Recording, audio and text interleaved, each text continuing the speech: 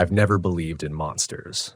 Not in the traditional sense, fangs, claws, glowing eyes in the dark.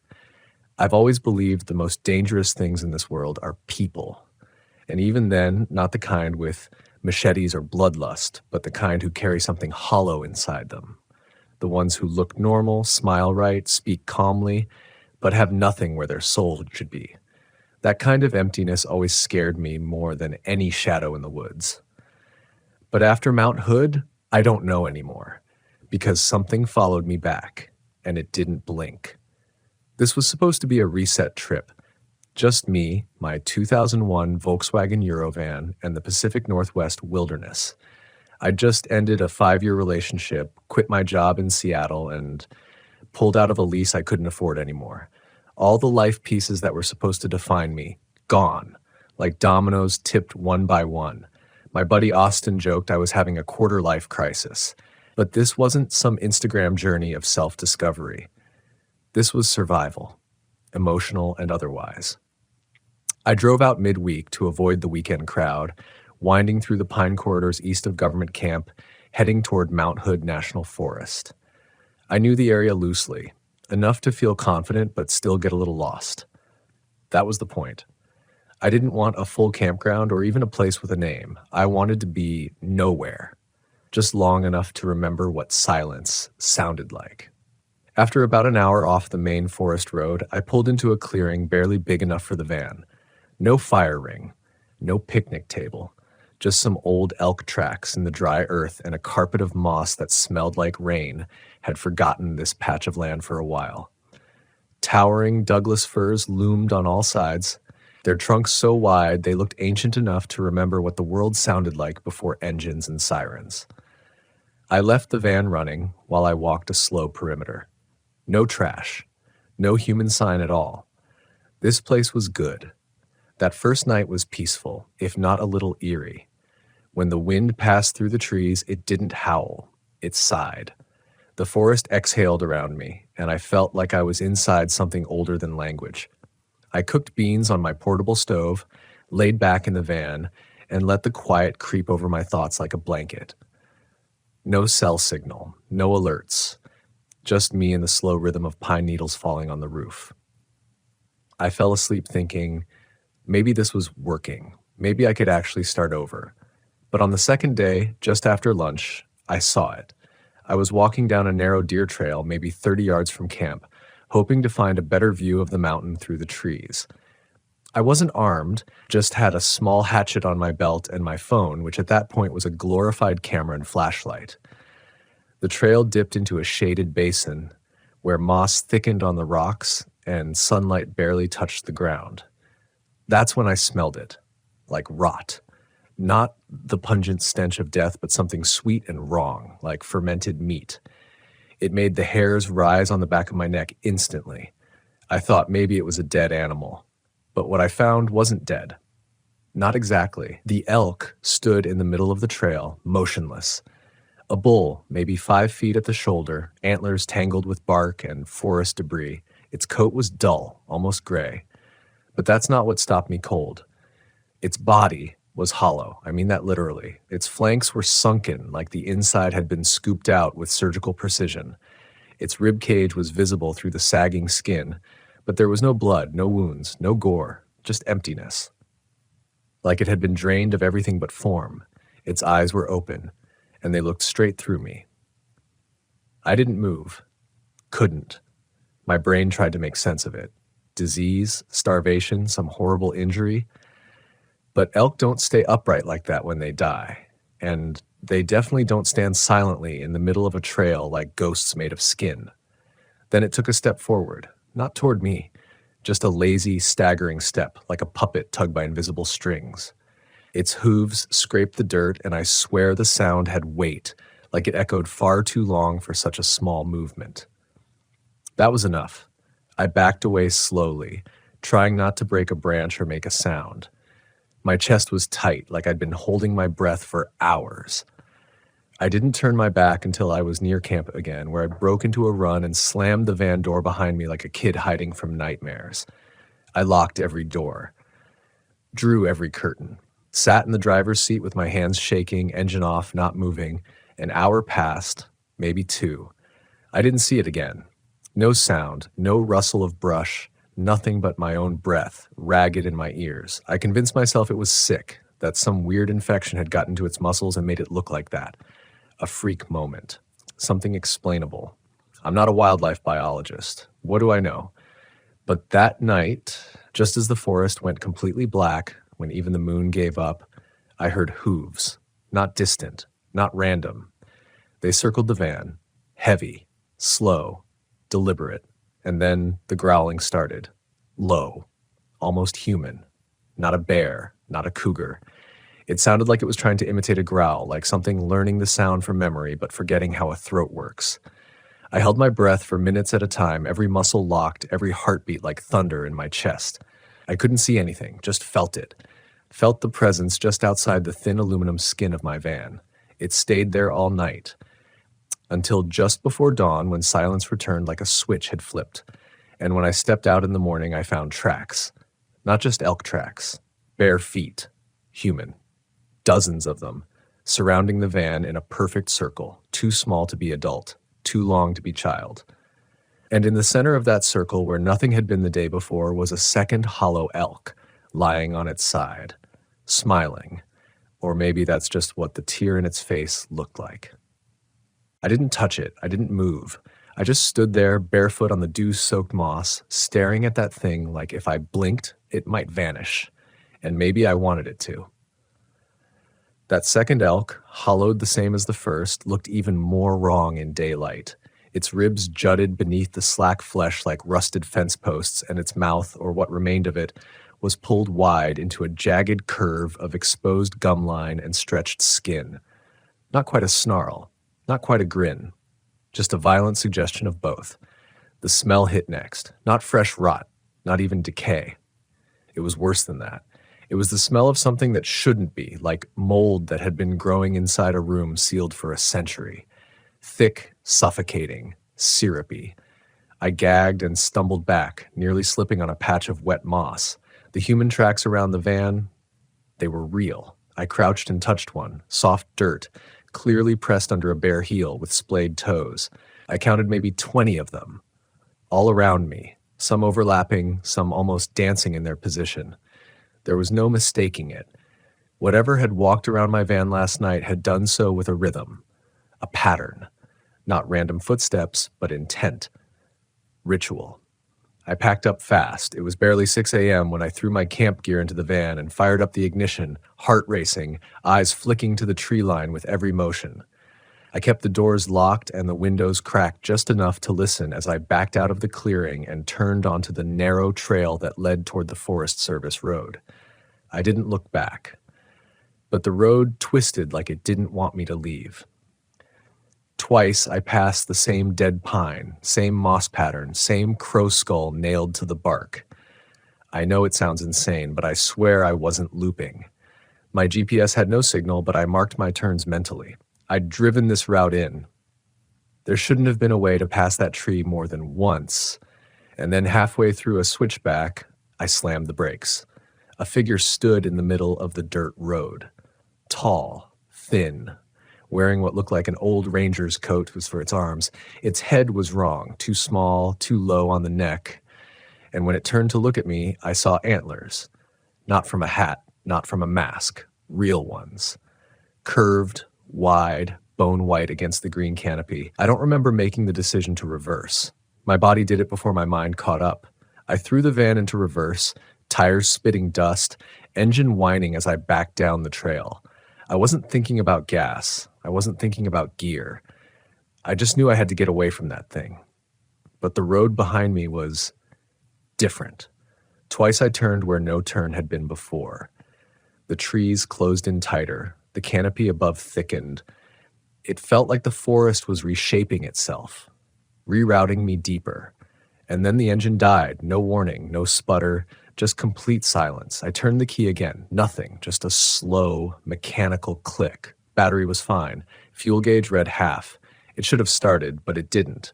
And in the silence, I could hear the forest breathing again. There were no birds, no insects, just the sound of something big, multiple somethings, moving just beyond sight. Crunching twigs, slow, deliberate steps, the kind of sound you don't hear unless it wants you to. I locked the doors, sat in the driver's seat with one hand on the steering wheel and the other clutching my pocket knife like it could do anything against whatever was out there. Then the tapping started. Not on the van, not from the trees, but inside, from behind the rear wall. 3 soft knocks, hollow. I froze, turned slowly. My curtains were still drawn tight, but the tapping came again, this time louder. Not like knuckles, like hooves, knocking on the metal interior from inside the van's storage compartment. I didn't move for a full minute. Then I stood, barefoot on the vinyl floor, and crept to the back of the van. I hesitated, hand trembling as I reached for the cabinet latch. My breath caught in my throat. I flung it open, empty. Just my gear, a box of food, a rolled-up tarp, nothing else. But the floor beneath was warm and sticky. I crouched and touched it. My fingers came back coated in something black. Not oil, not sap. Something thicker, like blood that had dried and rehydrated in the same spot over and over. I wiped my hand on a towel and shut the cabinet hard, backing away like something might crawl out of it. And then came the whispering. Not words, just a low, shivering hum, like a choir with no mouths, like the wind trying to speak.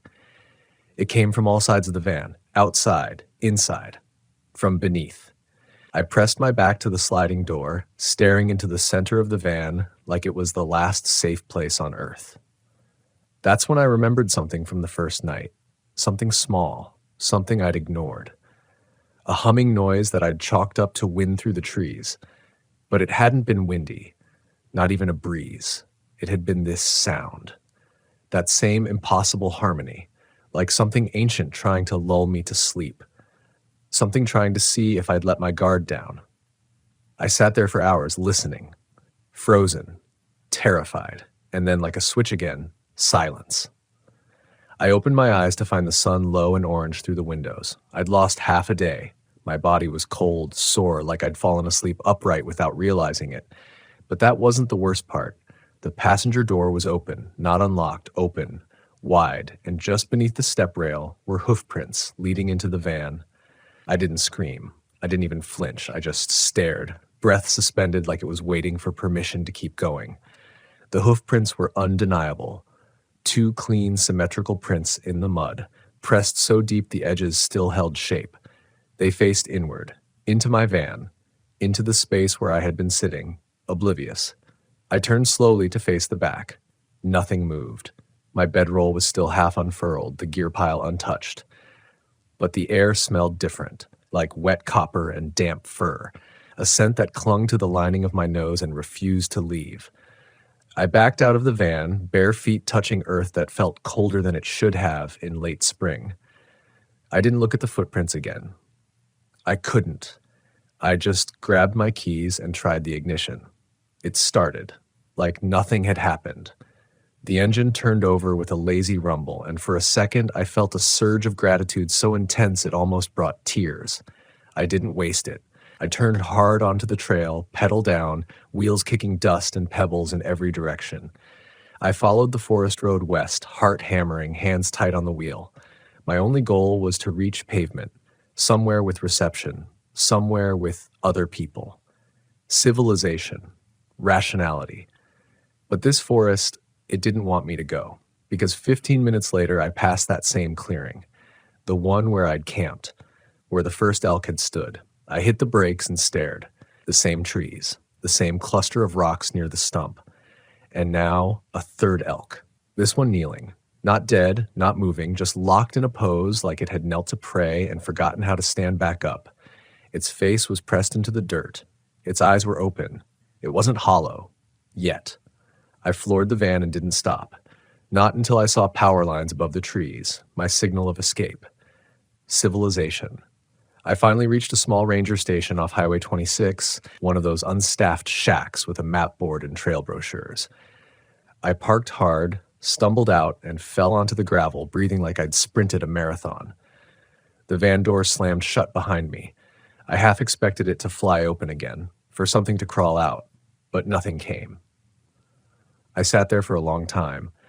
letting the stillness wrap around me. No whispering, no hooves, just the buzzing of some faraway insects and the hum of my engine cooling down. Eventually, a car pulled into the lot, a dusty black pickup with a government decal on the side.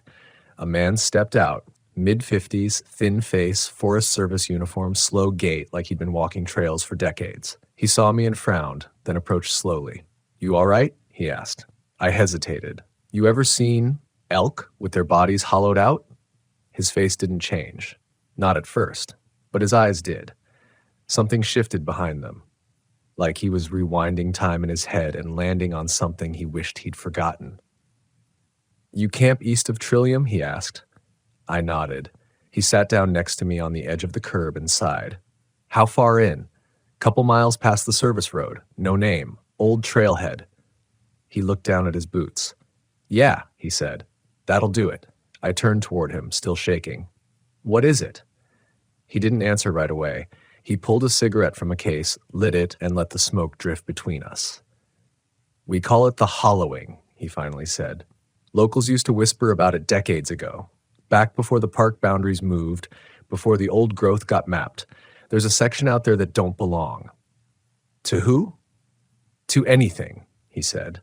He told me stories, half-muttered accounts passed down from other rangers.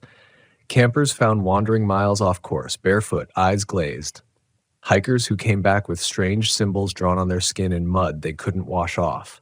Elk, always elk, standing in impossible places, staring through trees, their bodies deflated like punctured balloons, but never bleeding.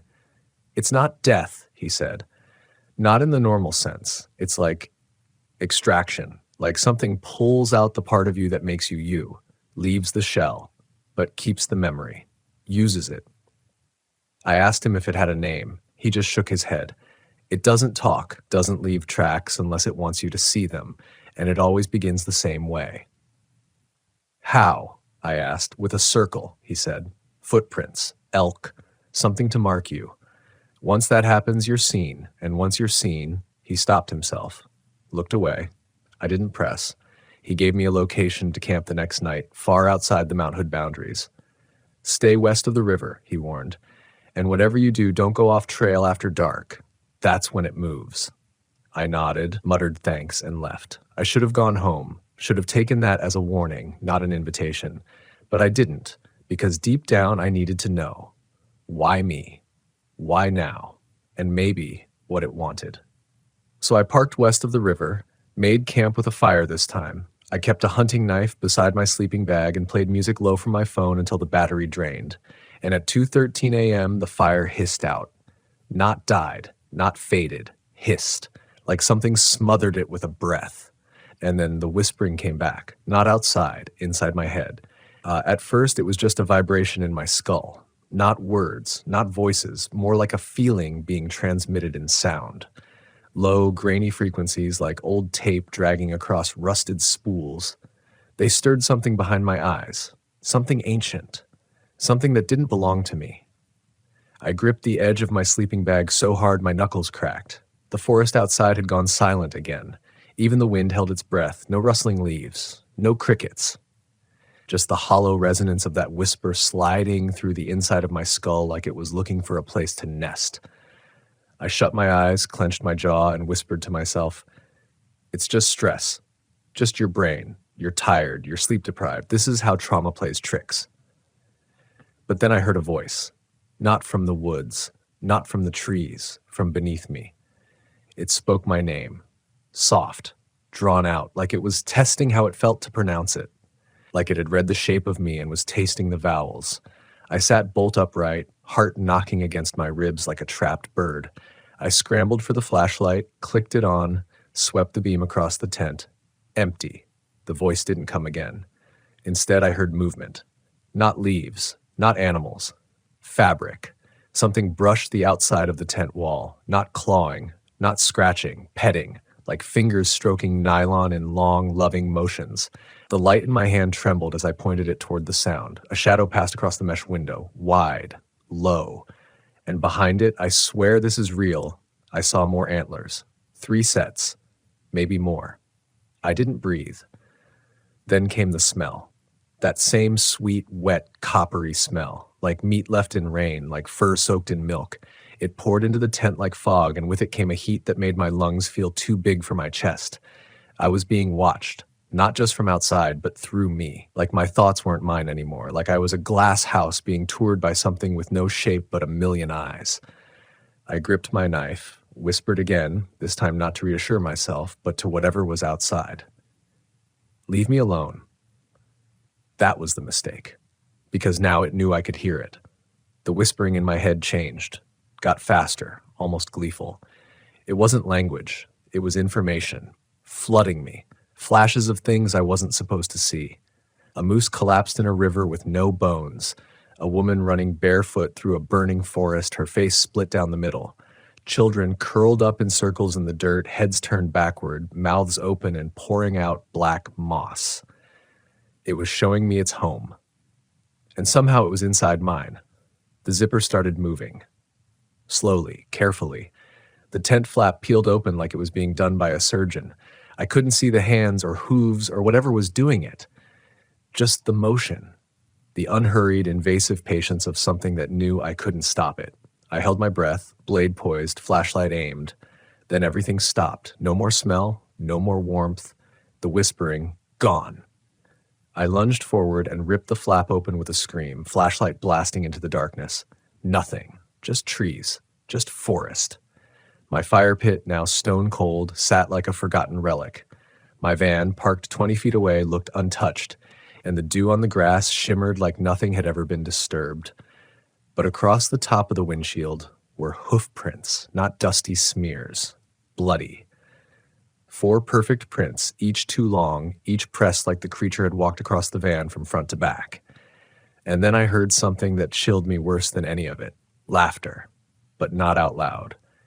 In the trees, behind the trees, from the trees, like they were watching, like they were learning what fear sounded like coming from me. I didn't pack, I didn't check my gear. I sprinted to the van, fired up the ignition, and peeled out with mud kicking behind me, like I could outrun something that had never needed roads. I drove through the dark, not toward a destination, but away from that sound. That laughter, that violation. An hour later, I hit pavement. Cell service returned. I pulled into a gas station lit with flickering fluorescence and parked under a busted security camera that didn't work, but felt safer than the entire goddamn forest. I sat in the driver's seat and sobbed.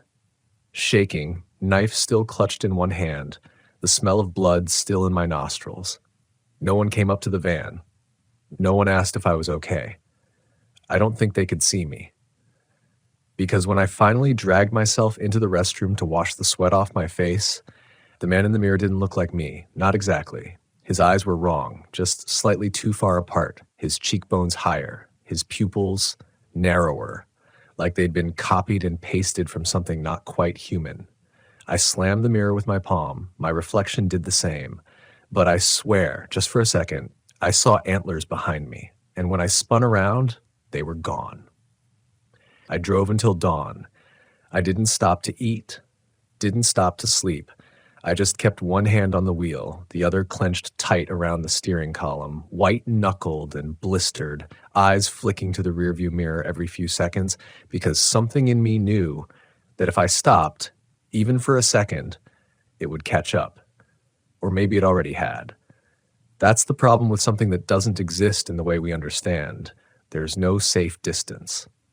It's not chasing you on foot or by scent. It's in you, watching, pulling threads. When I finally reached my sister's house outside Portland, I must have looked like hell.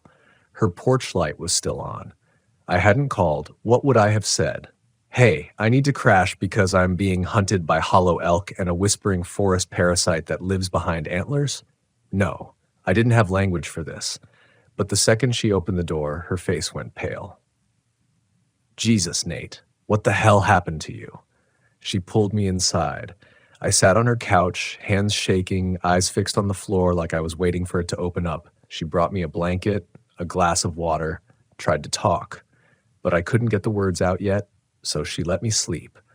I woke up 3 hours later, screaming. She was standing in the doorway, tears in her eyes, hands over her mouth. You were talking in your sleep, she said. I wiped sweat from my neck. I was dreaming.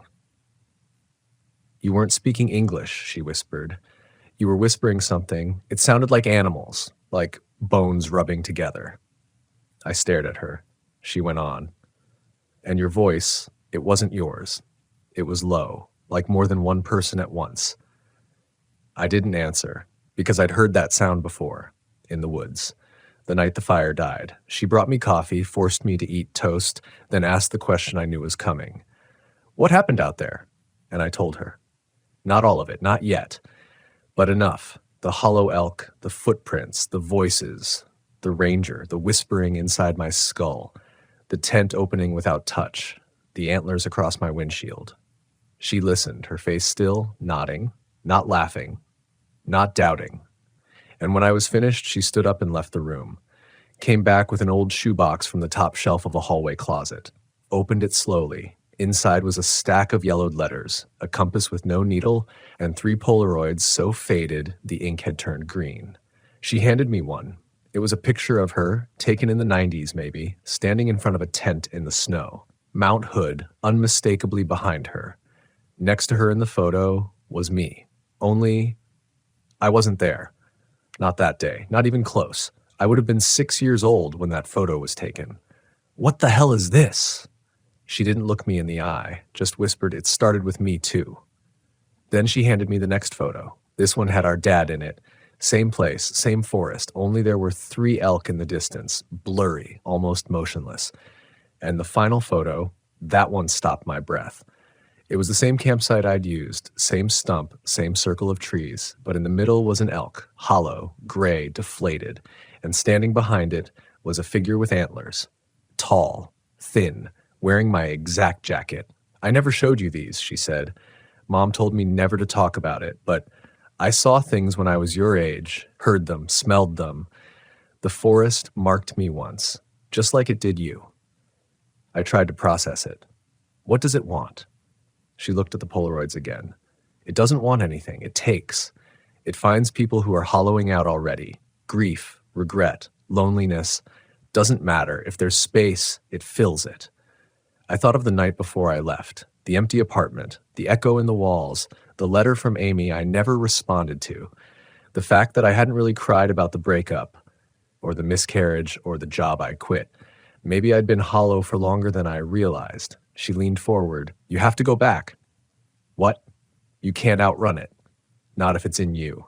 You can drive to New York, dig a hole, sleep in a bunker. It'll still whisper, still follow. It knows you now, and it doesn't forget. I stood up, pacing. No, that's insane. You're telling me to walk back into the woods where I was almost, what, possessed, consumed, flayed alive without touch? She didn't argue, just said, it wants you to look. I didn't sleep again that night. Sat in the backyard with a thermos of coffee, staring at the tree line behind her fence. Every now and then I swore I saw movement, a shadow against the stars, a slow pulse of something wrong just outside the reach of light. By morning, I'd made my decision. I loaded my gear, repacked the van, left a note on her kitchen counter that just said, I need to see it. And I drove back toward Mount Hood. Not to the same clearing. Not this time. The ranger's warning haunted me. There's a section out there that don't belong. I headed for it, deep into the unmapped part of the national forest. No trail names, no markers, just instinct, compass spinning, map long forgotten.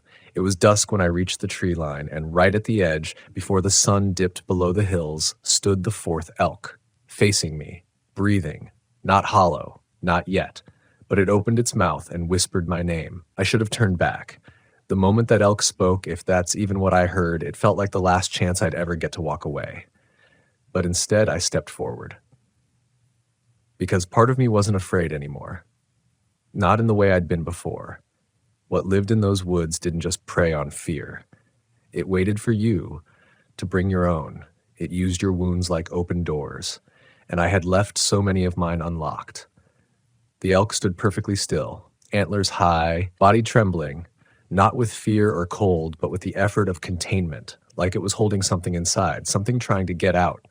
Its eyes were wide, milk-colored, glowing faintly in the dying light. They didn't track me. They absorbed me. I could feel myself being recorded, understood, indexed. When I stepped within 5 feet, it turned slowly, walked into the forest, and I followed. We walked in silence for over an hour, deeper into a part of the woods that felt unmarked by time. Trees grew in unnatural patterns, twisting upward into spirals, branches gnarled like hands reaching out to choke the sky. Moss glistened with a sheen I'd never seen before, dark red in color like it fed off more than just shade. There were no birds, no wind. No wind, just the soft, rhythmic sound of hooves and my own crunching footsteps. The temperature dropped the farther we went. My breath began to fog, despite the calendar still clinging to summer. Finally, the elk stopped. We stood at the edge of a vast clearing, perfectly circular. Trees ringed it like sentinels, each one bent slightly inward, as if bowed to something invisible at the center. And there it was, a pit, wide and black and impossibly deep. No edges, no slope, just an absence, a hole that didn't reflect light. It devoured it. The elk turned to face me, lowered its head, and without a sound it fell apart, not collapsed. Not died. Its skin peeled away in strips, folding back like paper curling in flame, revealing nothing inside. No organs, no muscle, just darkness. It deflated slowly, slumping into a pile of fur and hide and antlers, as if whatever force was animating it had simply let go. And then I heard it again. My name. This time from the pit. I should have run. I knew that. Every cell in my body was screaming to turn around. But I stepped to the edge and looked in. Nothing. Just endless black. Until the whispers came. They didn't rise up like sound. They pulled downward, dragging my thoughts with them, replacing my memories one by one with theirs. A child walking into the woods, never found. A hiker kneeling in snow, smiling at nothing as he froze to death. A woman screaming with her mouth sewn shut. I saw flashes of myself too, not how I was, but how they saw me. A hollow man, shuffling through life without meaning, running from his own reflection. Sleeping beside someone he never truly opened up to, hiding grief like a secret disease. I saw it all, reflected back at me in fragments, and the pit whispered, "You are ready." I stumbled backward, eyes wide, breath ragged, but the forest around the pit had changed. Figures stood in the tree line. Dozens, maybe hundreds, each tall, still, crowned with antlers, not elk, not people, things in between. Their bodies were wrong, too narrow, too long. Their faces stretched downward like melting wax. No eyes, just pits where sight should have been. Some bore teeth, others wider mouths than should fit a skull. They didn't move, just watched. And then they began to kneel, one by one, as if in worship, as if in offering, to me. That's when I understood. They weren't threatening me. They were welcoming me. I had been chosen. And that's when the panic kicked in. I turned and ran, straight through the clearing, past the slumped elk skin, back into the twisted trees. My legs were shaking, breath tearing through my lungs like fire. I didn't look back, didn't want to see if they followed. I only ran. But the forest wasn't done with me, because no matter which way I turned, the trees bent the same. The moss pulsed beneath my feet, and the trail, if it ever was one, looped in impossible ways. Time broke. Daylight flickered in flashes through the trees like strobe lights, though the sky above remained starless. At one point, I blinked and saw the sun at high noon. Blinked again, it was dusk. I collapsed somewhere along the run. I don't remember falling, just hitting the forest floor and not getting back up. And there, between the roots of a dead cedar, I heard her voice. Amy's voice, not shouting, not echoing, whispering. I would have kept it if you just said something. I froze. I turned my head slowly, expecting a hallucination. But Amy was there, standing just behind a tree, wearing the red flannel she used to wear when we'd go camping near the gorge, tears in her eyes. Our daughter's ultrasound photo tucked in her hand, she stepped forward and her skin began to peel, from her shoulders, from her face. Her voice changed, deepened, until it wasn't hers anymore. And beneath the surface, there were antlers, coiled tight beneath the flesh, waiting. I couldn't scream. My throat locked up as I watched the thing wearing Amy's face crouch beside me, smiling through her eyes like it remembered how to feel but had never actually felt. The antlers beneath her skin pressed against the flesh of her scalp like roots growing beneath ice, slow, inevitable, cracking her human shape open one tremor at a time. And then it whispered, right into my ear, "You brought it with you." It wasn't Amy's voice anymore. It was all of them, speaking in unison, 1,000 dead tongues trying to share one mouth. I scrambled backward, my limbs tangled with roots and wet leaves, hands clawing at the dirt just to move an inch away. The thing that wore her watched me with something close to sadness, or maybe mockery. The boundary between the two was impossible to tell. "You don't leave grief behind," it murmured. "You carry it, feed it, shape it." It leaned in, inches from my face. Its pupils swam with images, rotating scenes like black water reflecting broken mirrors. I saw myself in those eyes, younger, before the miscarriage, before the breakup, before I'd started slipping into silence like it was safer than honesty. "You hollowed yourself," it hissed. We only finished the work. Then its hands reached toward me, slow, reverent, and I saw the tips of its fingers tapering into bone, not claws, not nails, antlers, growing backward out of its palms like weapons born from guilt. I swung, didn't think, just swung. My fist connected with something solid, felt like bark and flesh and cold porcelain all at once, and the thing recoiled with a distorted shriek, not of pain, but of surprise, like it hadn't expected me to fight back. I turned and ran again, tripping through branches that grabbed like hands, past trees that seemed to tilt toward me, whispering secrets in languages no human throat could form. I followed the echo of my own panic, not direction, just the pounding drumbeat of a way.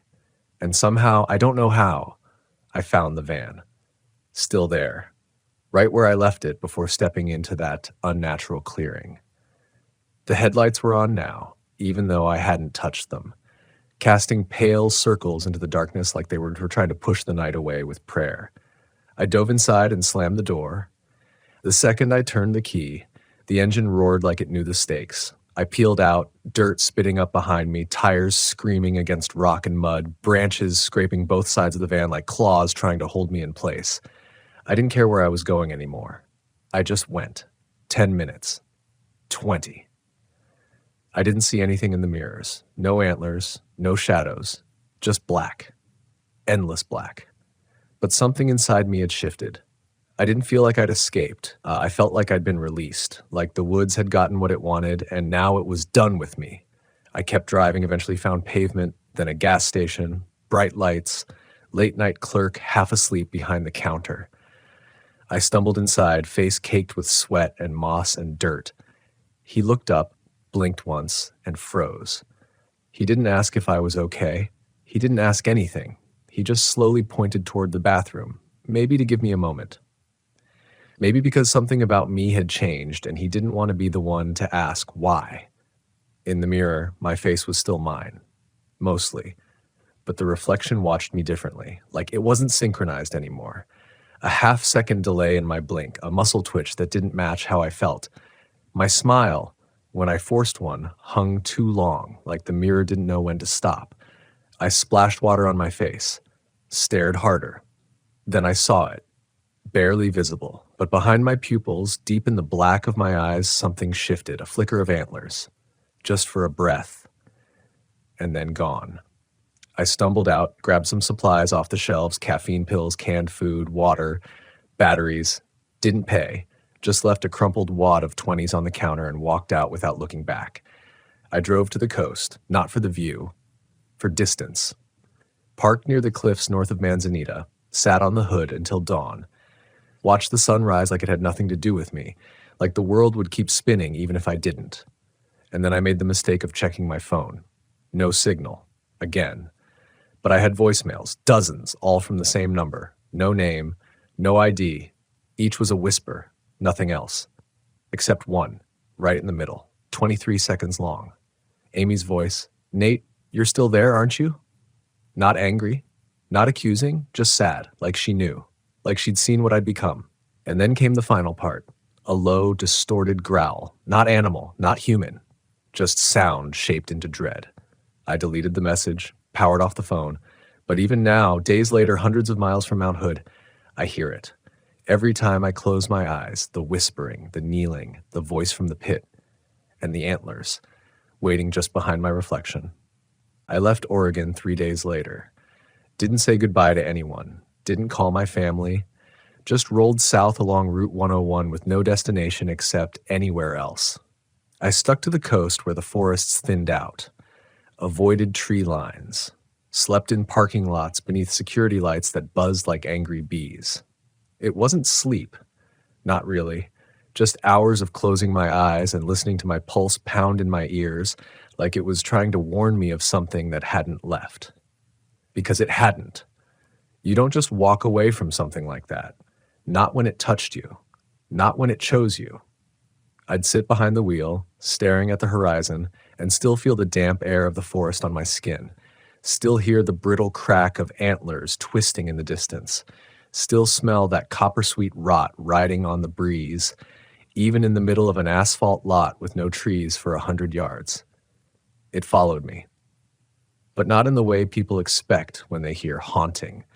No shadows in the rearview mirror, no footprints behind the van, not even a sound I could record or prove. It followed me inward. It rewrote me. I started to notice things, tiny shifts in the world around me. A crow that would sit on the same fence each morning no matter what town I stopped in. A smell like rotting fur behind every gas station. Radio static that whispered my name if I left it on too long. And sometimes, when I passed another camper, they'd glance at me through the windshield and do a double take, eyes squinting like they almost recognized me, like I reminded them of something from a dream they couldn't quite recall, like I didn't look completely human anymore. The more I drove, the less I felt like I was escaping, the less I wanted to escape. There were nights I'd pull off into rest areas and turn off the engine just to sit in silence and wait. Not for sleep. Not for peace, but for them, for the thing in the trees to speak again. Because the terrifying truth is, I missed it. The forest had seen me. All of me. It had peeled me open, tasted the rot in my regrets, and whispered back something worse. Understanding. I didn't feel judged out there. I felt claimed. That night in the clearing, when I saw what had become of Amy, when the antlers pushed through her skin like truths she couldn't hide anymore, something inside me broke, but something else opened. You know what the worst part is? I don't think that creature ever intended to kill me. It wasn't a predator. It was a collector. It finds the hollowed ones, the ones already grieving, already fractured, and it makes them beautiful in its own language, in its twisted shape. And I'd been hollow long before I ever reached Mount Hood. There's a point where you stop asking why and start asking when. When did the first root take hold? Was it the breakup? The miscarriage? The year I spent lying to everyone, including myself, saying I was okay? Or was it earlier? Was it in childhood, watching my father collapse into silence after my brother died? Was it in the way no one ever looked grief in the face? They just put it in a box and labeled it healing and expected time to do the rest? Maybe that's what the hollow elk really feeds on. Not fear, not flesh, but pretending. Pretending you're fine, pretending you're healed. Pretending the forest inside you isn't already dying, so I stopped pretending. Now, when I camp, I park deep, away from the main road, away from people. I leave food out, not for bears, not for raccoons, but for them, a peace offering. And I listen, the hooves, the laughter, the smell, it all comes and goes, like the tide. And some nights, when I get really still, I hear something even worse, whispers in my own voice, telling me it's time to come back, to finish the transformation. I haven't gone yet, but the van still runs, and Mount Hood isn't that far. Somewhere out there, beneath pine needles and fog, something ancient waits, not to kill me, but to complete me. And every day I resist, it gets a little easier to imagine what it would feel like to let go, to kneel in the moss, to open my arms, and let the antlers bloom from my skin, because once you've heard the hollow elk call your name, you never really come back. You just drive in circles until the forest takes you home. I should have known something was wrong when my compass spun twice before settling north. I'd been camping alone out of my '86 VW Westphalia for a few years now, documenting the forgotten corners of America for my YouTube channel. Ghost towns, collapsed mining roads, shuttered state parks with signs rusted into illegibility. Those were my people, the ones who had disappeared, the stories nobody told. I'd gotten used to stillness, to silence, to sleeping with the steady tick of beetles in the walls of my van. But this was different. This wasn't silence. It was absence. It was late October when I drove into the moss-blanketed shadow of Tillamook State Forest, Oregon. Wet ferns bowed beside the road like the woods were breathing in reverse. I'd heard about a trail on an old forum, some dusty subpage about lost recreational zones where a user named ArcHeco posted GPS pins of long-abandoned sites. One post read, Trail 132B, never official, marked 1941, delisted 1978. Walk it if you dare. It never ends, just loops without turning. GPS will spiral. Don't trust your feet. That sounded exactly like my kind of nightmare. I was between upload cycles, the channel was bleeding views, and I needed something bizarre enough to break the algorithm. You can only scream at a haunted mine shaft so many times before people start yawning. A looping trail no one could map? That's content. That's something people would click. Maybe even remember. I parked off a narrow shoulder just past a rusted cattle gate with no clear entrance, just a subtle dent in the tree line where a trail used to exist. You couldn't see the path from the road, but once you stood in front of it, something unnatural pushed the branches outward, beckoning. I stepped into the clearing and felt the air change. Not colder, heavier. Like the forest had closed a lid over me. No birds, no wind, just the long exhale of my own breath and the dull crunch of boots on loam. The Westphalia, pale and loyal behind me, vanished into the trees after 20 paces. I filmed the intro, did the whole spiel. Hey guys, welcome back to Wandering Circuit. Today we're diving into one of Oregon's strangest unsanctioned trails, 132B. Rumor is no one's ever recorded the full thing. Maps glitch, compass breaks. But that's exactly why I'm here. I always say it like I'm in control, like I'm inviting chaos in on my own terms. The first half mile was uneventful, damp underbrush, fallen logs. Someone had once tried to build trail markers, blue survey tape on a few branches, but they decayed to shreds. I pulled out my GPS logger and checked the breadcrumbs. The track ran smooth behind me, normal curve, west, then south, another half mile. Trees older than the war leaned in over the trail, their bark furrowed like skin left in water too long. I stopped and listened, not for danger, but for the shape of the place, for how the sound behaved. I've learned you can tell a lot about a forest by how it receives your breath. Here, sound didn't echo. It muffled, as if the branches swallowed it. I whistled. Nothing bounced back. I kept walking. At around 2.3 miles, the GPS pinged. I pulled it out, expecting a dogleg east, but froze. The red path had curved back toward itself. Not in a circle, more like a spiral, inward. The breadcrumb trail that marked my steps no longer trailed away behind me. It curled, almost lazily, no hairpin turns, just an elegant bend toward nothing. My first instinct was to check my compass. The needle spun twice, clicked north, then reversed and pointed west. I laughed, nervously, the way you laugh when a house creaks too late at night. I filmed the glitch, panned around with commentary, even tried to joke about it for the channel. All right, guys, something weird's happening. It looks like I'm walking in a spiral, but I swear I haven't turned once. Look behind me. Straight path, no forks. This trail is linear. But it wasn't. That's when I noticed something else, something that didn't belong. The trees up ahead had carvings, not initials, not hearts. They were geometric, spirals again, overlapping, wide at the bottom, tight toward the top, like pine cones made of cuts. One tree, then another. I ran my hand over one and the bark was hot to the touch. Not warm, hot. That's when I felt it, the smallest tremor in the dirt beneath my boot, like something far below had shifted its weight. I started walking faster.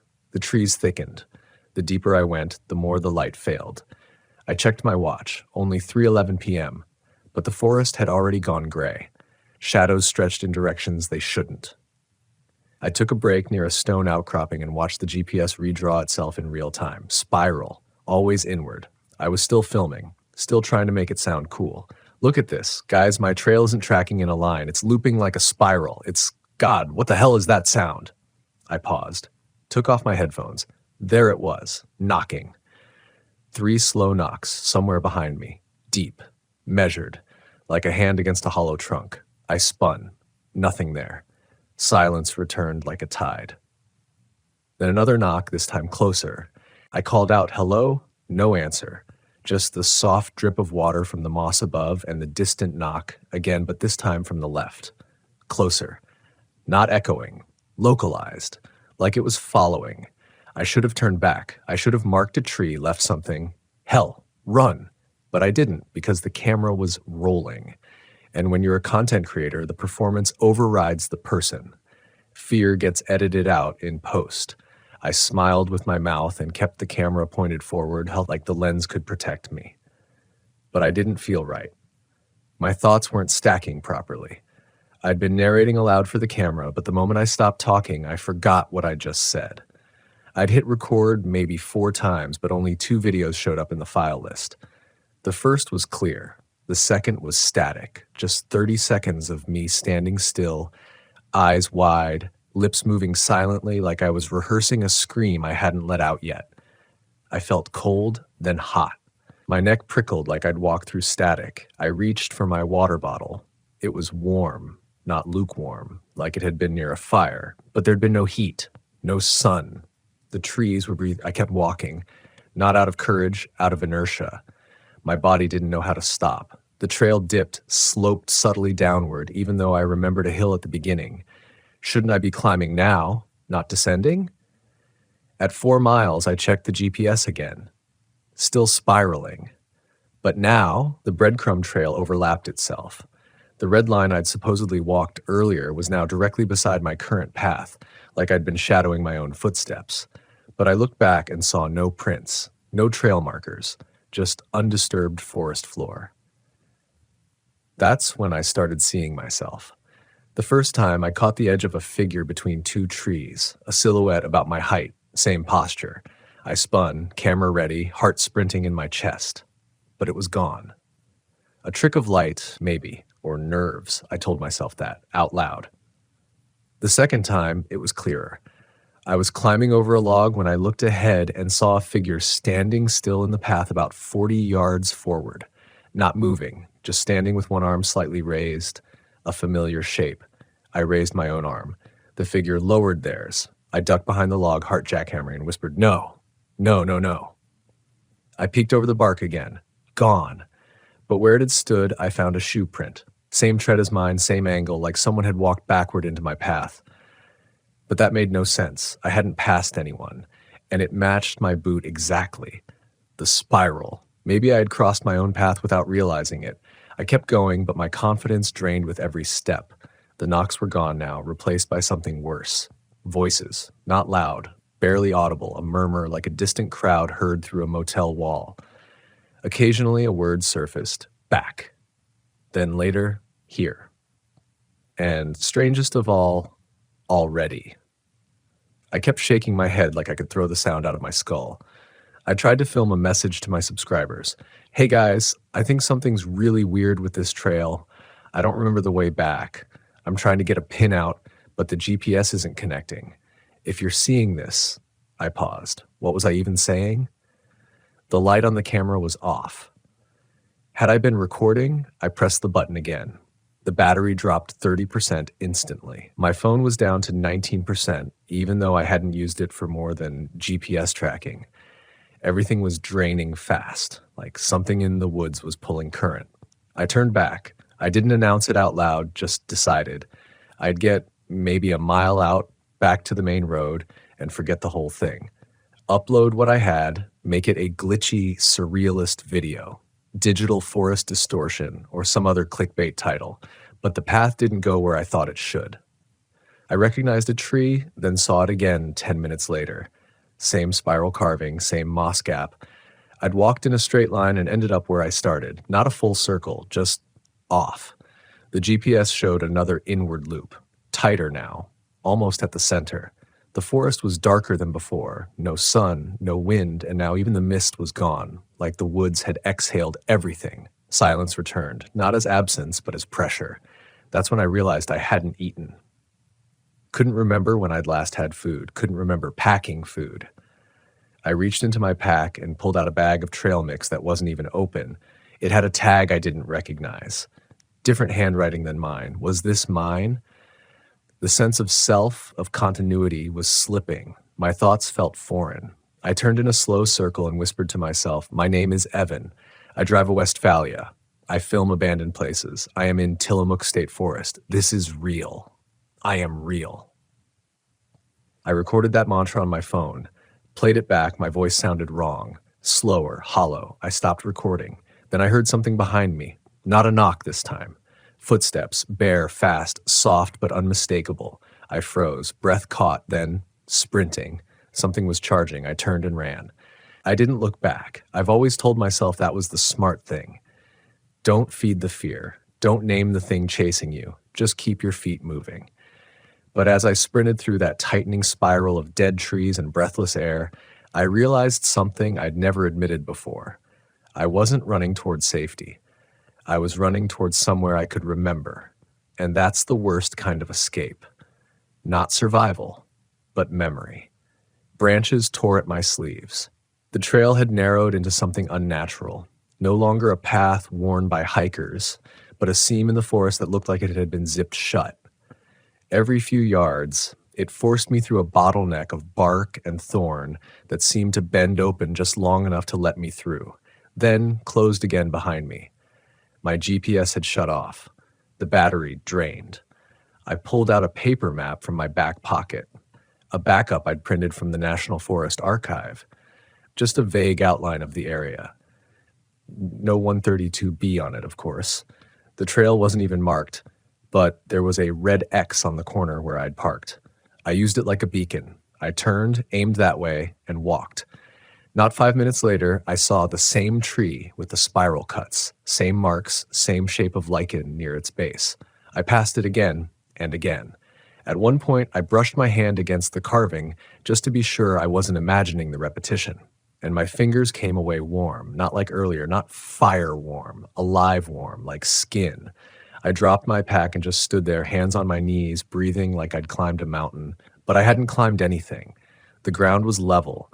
My heart was pounding so hard it echoed in my ears like underwater thunder. Then the sound shifted. It wasn't my heart. It was drums. Low, deep, distant, coming from the woods ahead. I crouched instinctively, eyes searching. But the forest offered nothing. No source. Just that rhythmic pulse. 4 beats, pause. 4 beats, pause. Not a machine, not an animal, a signal. I whispered, "No, no, no," and reached for my camera again. I wanted to document this, prove I wasn't losing it, but the camera refused to turn on. Dead. Even the indicator light was out. That's when I noticed the time on my watch. It hadn't moved. It was still 3:11 p.m., but I'd been walking for hours. I tapped the screen. Nothing. Pulled my phone back out. It was still on 19%. Hadn't moved either. I opened my audio recorder app. The file I'd made earlier, my name, my mantra, it was gone, replaced by a blank entry that simply read, "Already here." I stared at it, breath caught in my throat. Then, in the quietest way imaginable, I heard my own voice whisper from behind me, "Already here." I turned and saw myself, just my face, pale, sunken, standing half in shadow just beyond the next tree.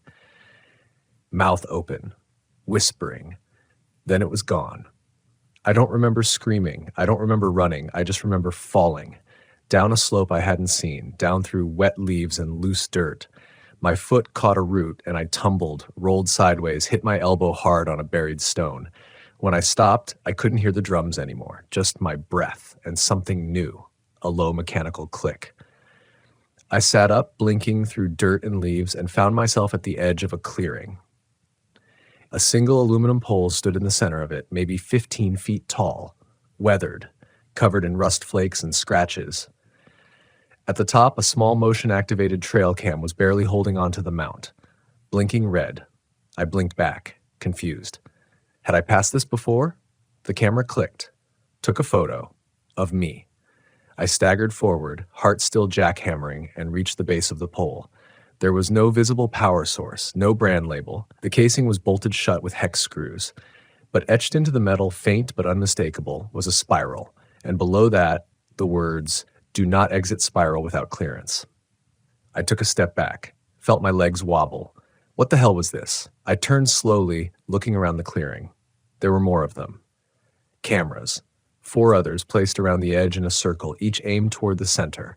All old, all rusted, all blinking red. Watching, recording. Not wildlife cameras. Not for research. These were meant to observe something specific. Here, I dropped to my knees and started scanning the ground. There, partially buried in dirt, I found something even worse. A GoPro. Old model. Coated in filth.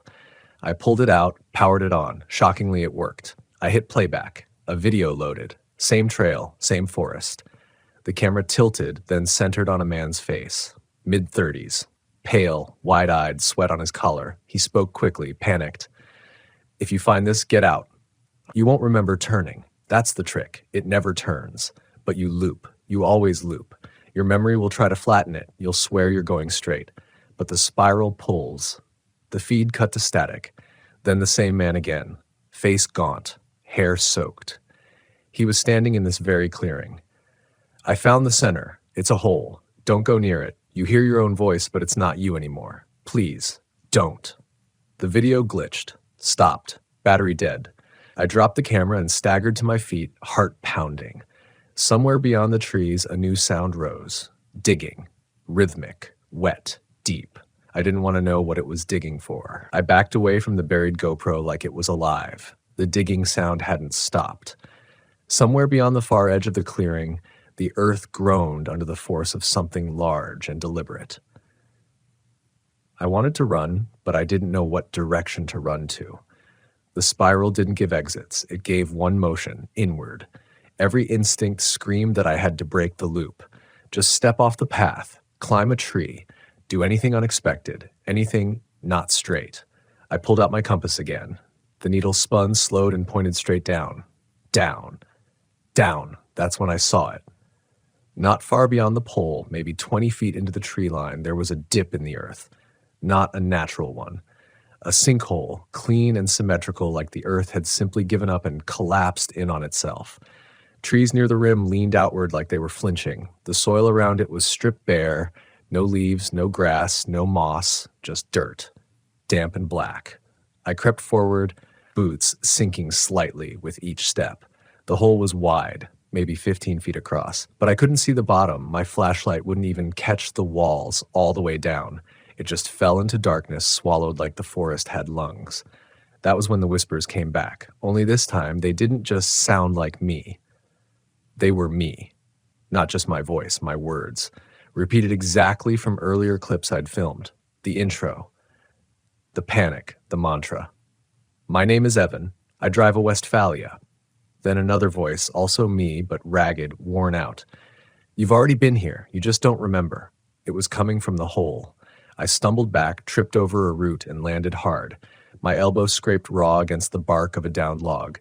Pain spiked, but it was good. It was real. I needed real. I tried again to use my phone. No signal.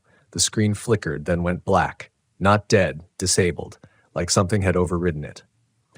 That's when the spiral started appearing not just on trees, but in my thoughts. I don't know how else to explain it. But every time I tried to focus, I felt my reasoning pull inward. My arguments looped. My logic doubled back on itself like a dog chasing its tail. I started narrating aloud just to hear my own voice, just to stay tethered. "I'm going to climb. I'll go up, find elevation, maybe get line of sight on the road." I spotted a massive Douglas fir about 10 yards away. Low branches, climbable. My hands shook, but I forced myself forward, reached up, pulled myself onto the first branch, then the second. The bark was slick with moss, but I held tight. Third branch, fourth. Then I paused. There, in the crook of the fifth limb, wedged between 2 boughs, was another camera. Just sitting there, old, cracked, the lens covered in grime, a piece of duct tape dangled from the side, written in marker, "Loop 4 Evan." I stopped breathing. That's my name. That's my name. My throat went dry. I climbed a little higher, hands trembling now, and saw something that split me open with cold. On the next branch, carved into the wood with what looked like a key, were the words, "You went up last time, too." I let go, fell backwards, hit the ground hard, everything blurred. When I came to, it was night, or what passed for night in the spiral. There was no moon, no stars, just a void above the canopy where light used to be. I could hear footsteps again, not running this time, circling, pacing, mimicking. Then a voice, my voice, came from the dark just ahead. "Loop 5, it said calmly. Then another voice, me again, but angrier. 6, 7, you don't count right anymore. Then laughter, guttural, broken, coming from everywhere at once. I pressed my palms against my ears, screamed, "Stop!" The forest obeyed. Silence fell instantly, too instantly, like someone had flipped a switch. I opened my eyes. There was a path now, a straight one, lit faintly by a pale, unnatural glow that didn't come from any source I could see. It led directly into the hole. The forest was giving me a choice: continue the spiral or descend into the center. The wind whispered across the back of my neck, "You've come this far." I walked, because by then I didn't believe I had a body anymore. I believed I was the loop. I thought the hole would feel colder as I stepped in, but it didn't.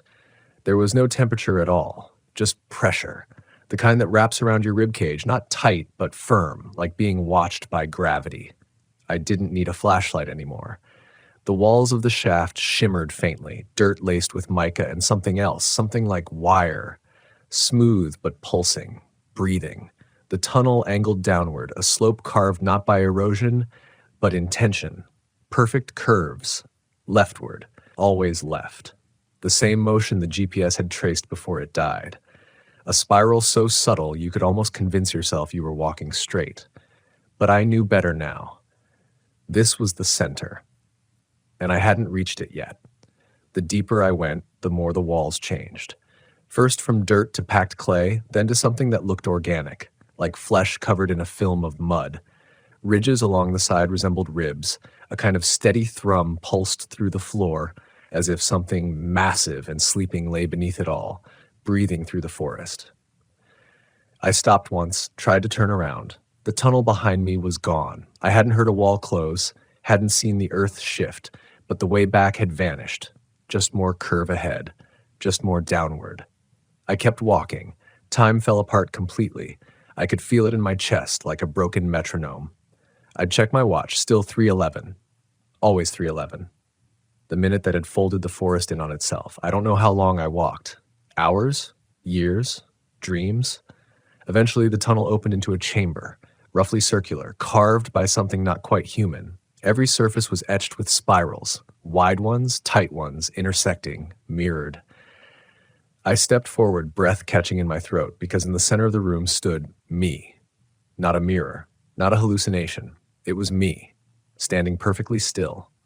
Eyes open, dried blood on the collar of my jacket, same shirt, same boots, same face. I whispered, "No." He didn't move, not even to blink.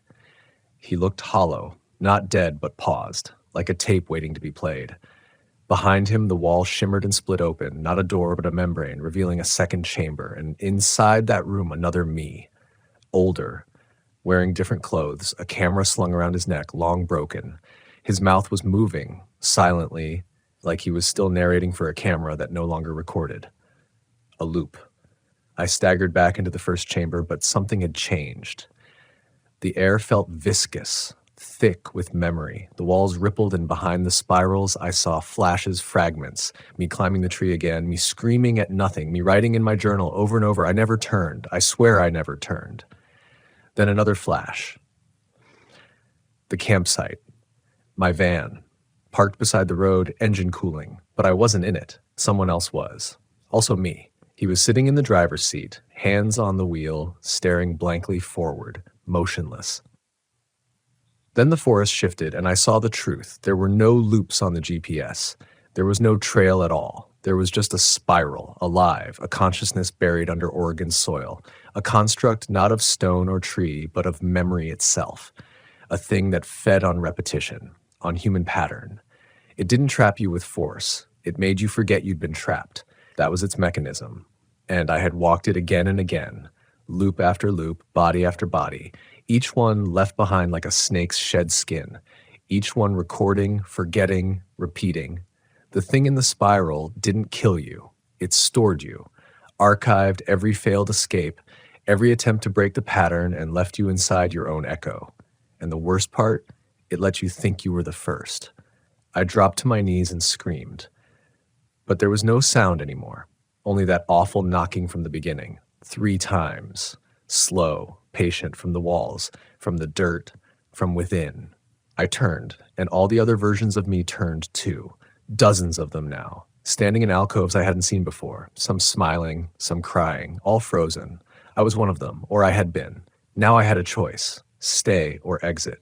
A faint light shimmered beyond the chamber, a tunnel I hadn't seen, a straight path. The spiral was offering an out, but I knew better.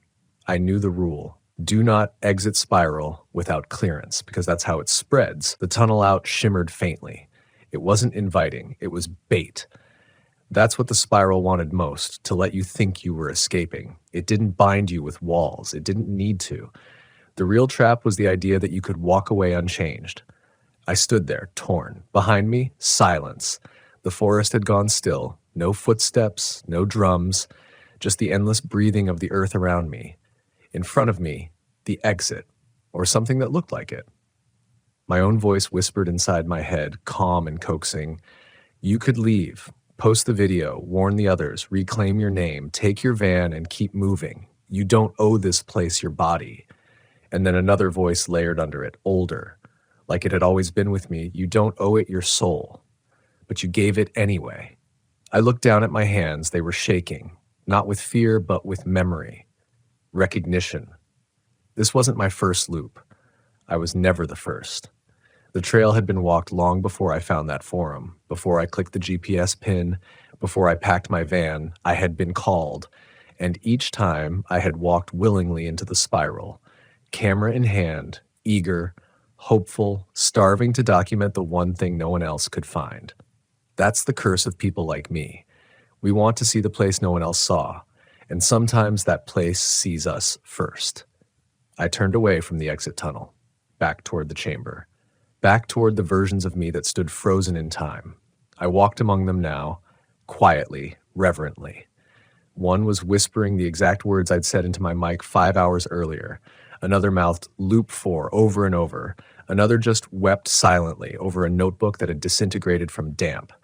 Their clothes told a story, layers of time, decades apart. This had been going on far longer than I'd believed. Then I reached the far end of the room and saw him. A man slumped against the wall, dead or close to it, a hiking vest half-zipped, a trail cam still clutched in his hand. His eyes were open, and he looked at me. I stayed, he croaked, to hold the spiral in place. I dropped to one knee beside him. He wasn't from now. His boots were too old. His watch was analog. A faded patch on his sleeve read Survey Corps 1978. Trail 132B? I asked. He nodded once. Barely. That's what they called it. But it's not a trail. It's a record player, plays us back, wears us down. I looked into the next chamber, a dark alcove where another spiral glowed faintly in the floor. This is the needle? I asked. He smiled, bloody. You get it. What happens if no one stays? I asked. His smile faded. It moves. It finds another place to hide, another loop, another town, another trail. It doesn't want to be alone. It wants to be everywhere. That's when I knew. This was my choice. I could leave, run, pretend I'd imagined it all. Or I could take his place. Not to die, but to remember, to hold the spiral shut. Not every camper is just a visitor. Some of us are the anchors. Some of us are the boundary between the pattern and the world. He slipped the camera into my hand, weak fingers brushing mine. Record the center, he said, so they know someone stayed. Then he closed his eyes and didn't open them again. I sat there in silence for a long time. No camera, no narration, no performance. Just me and the spiral and a forest that finally stopped breathing. I found a place in the wall, carved a message, simple, sharp. I remember. I won't move. Loop ends here. Then I took my seat in the alcove and I waited. I don't know how long it's been. Time is strange here. The light never changes. The spiral hums beneath me, hungry but sealed. It doesn't like stillness, it wants motion. But I've learned how to sit absolutely still. I repeat my name, my van's color, my camera's serial number. I hold myself like a mantra, so that someone someday might remember what this place really is. If you're hearing this, it means I slipped. Maybe I blinked too long. Maybe I believed the spiral when it whispered just one more look. But if you find me, if you find yourself here, do not trust the trail. Do not trust your instincts. Do not trust the map. You're not lost. You're being stored. And the spiral, it never turns, but it always pulls. Get out if you can, but if you can't, stay. Remember, hold for the sake of the next traveler. I never used to believe that the ground could lie to you. You look at a piece of land, lush, green, peaceful, and you think you know it. You think you understand something just by standing on it, like you're owed the truth just because you showed up.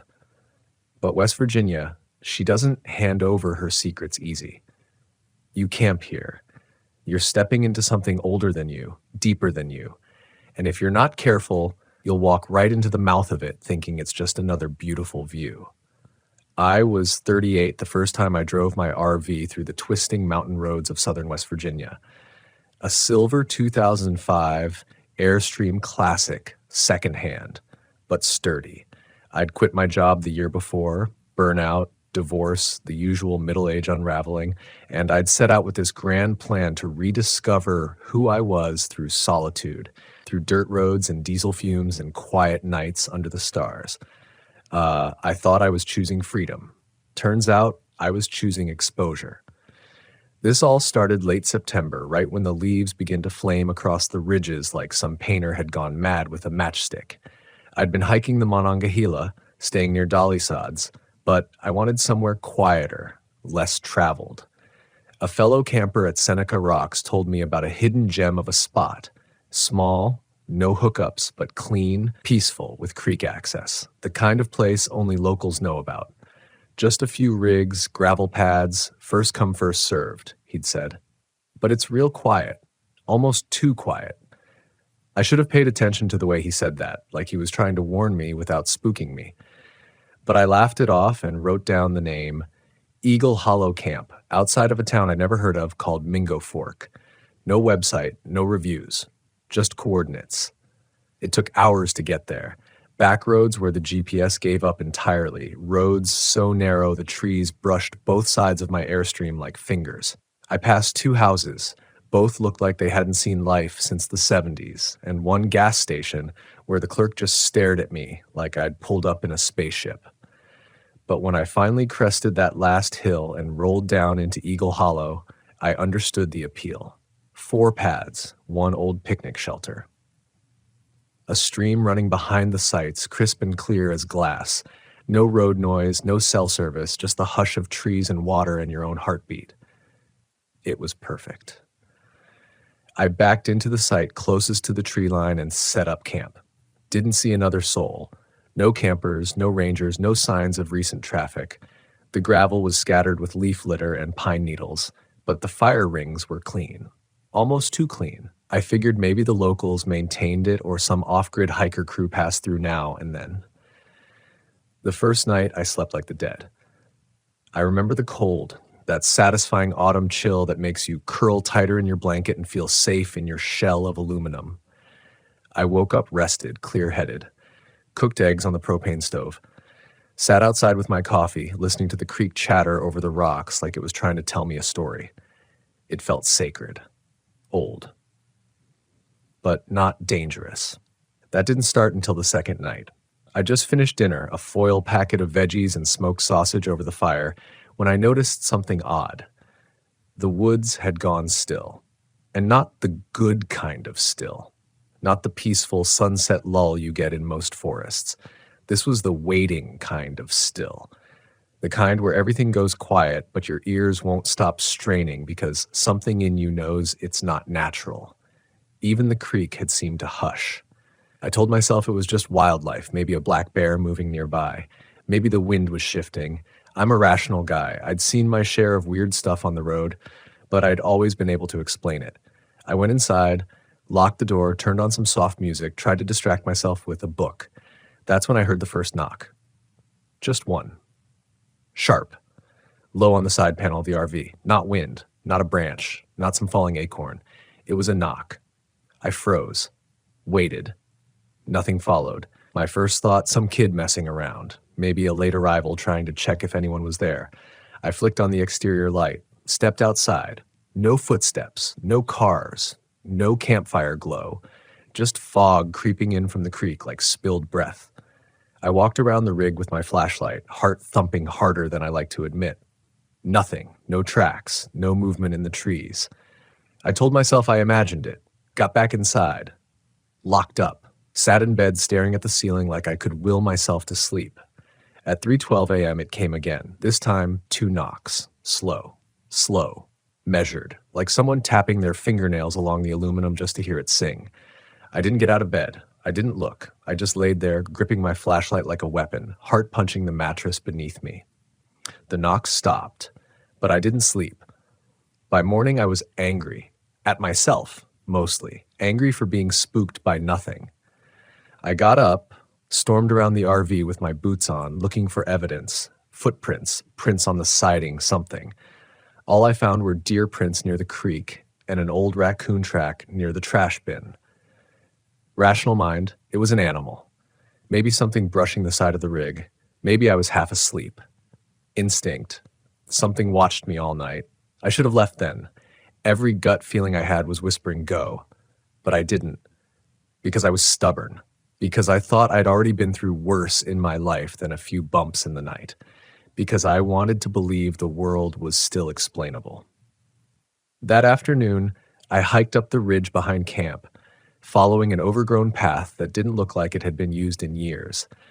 I climbed for maybe an hour before the trail dissolved entirely, swallowed by underbrush and creeping moss. And that's when I found it. A stone circle, half buried in the soil. Too perfect to be natural. The rocks had been arranged intentionally, smoothed on the inside like they'd been sat in. Around the edges, I found pieces of rusted metal, shards of old tools maybe something else.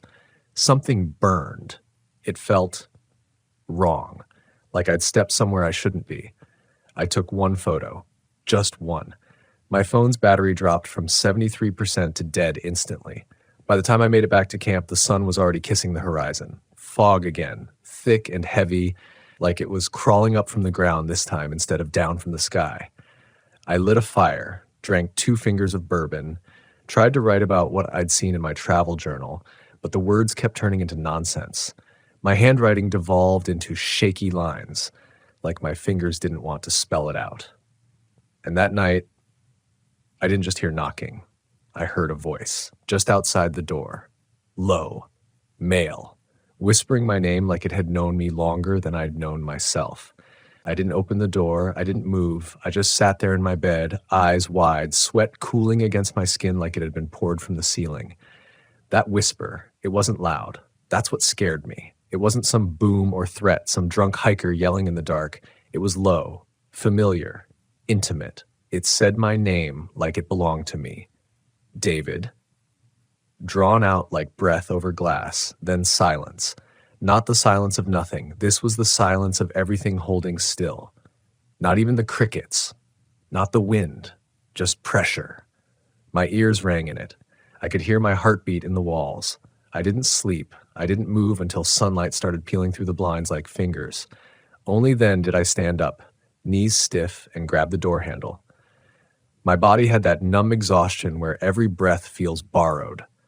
The door creaked open. Nothing was there, not on the ground, not in the trees, not in the fog that had clung like wool to the trunks. But the air smelled different, sour, like wet copper and rust, and I noticed something I hadn't before. Bare footprints, in the frost-glazed leaves beside the rig, not boot prints, not paws. Bare, 5 toes, arched heel, adult size, deep enough to prove weight, one set leading around the RV to the creek, then gone. I followed it with my eyes, and that's when I noticed the trees. All the bark on one of the trunks stripped, not hacked or clawed, peeled, in a long spiral. like something had wrapped around it and turned. I backed up, packed in 20 minutes, didn't eat, didn't even brush my teeth. Every rational thought had been replaced by one loud, undeniable urge: get out.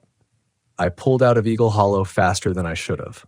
My trailer scraped a low branch and I didn't care. I hit the dirt road and didn't stop until I reached a paved county route an hour later. Cell service kicked in just outside of Mingo Fork, a single bar, just enough to call a friend back in Tennessee, just to hear a human voice, someone who could tether me back to something real. He answered, and I broke. I didn't even mean to.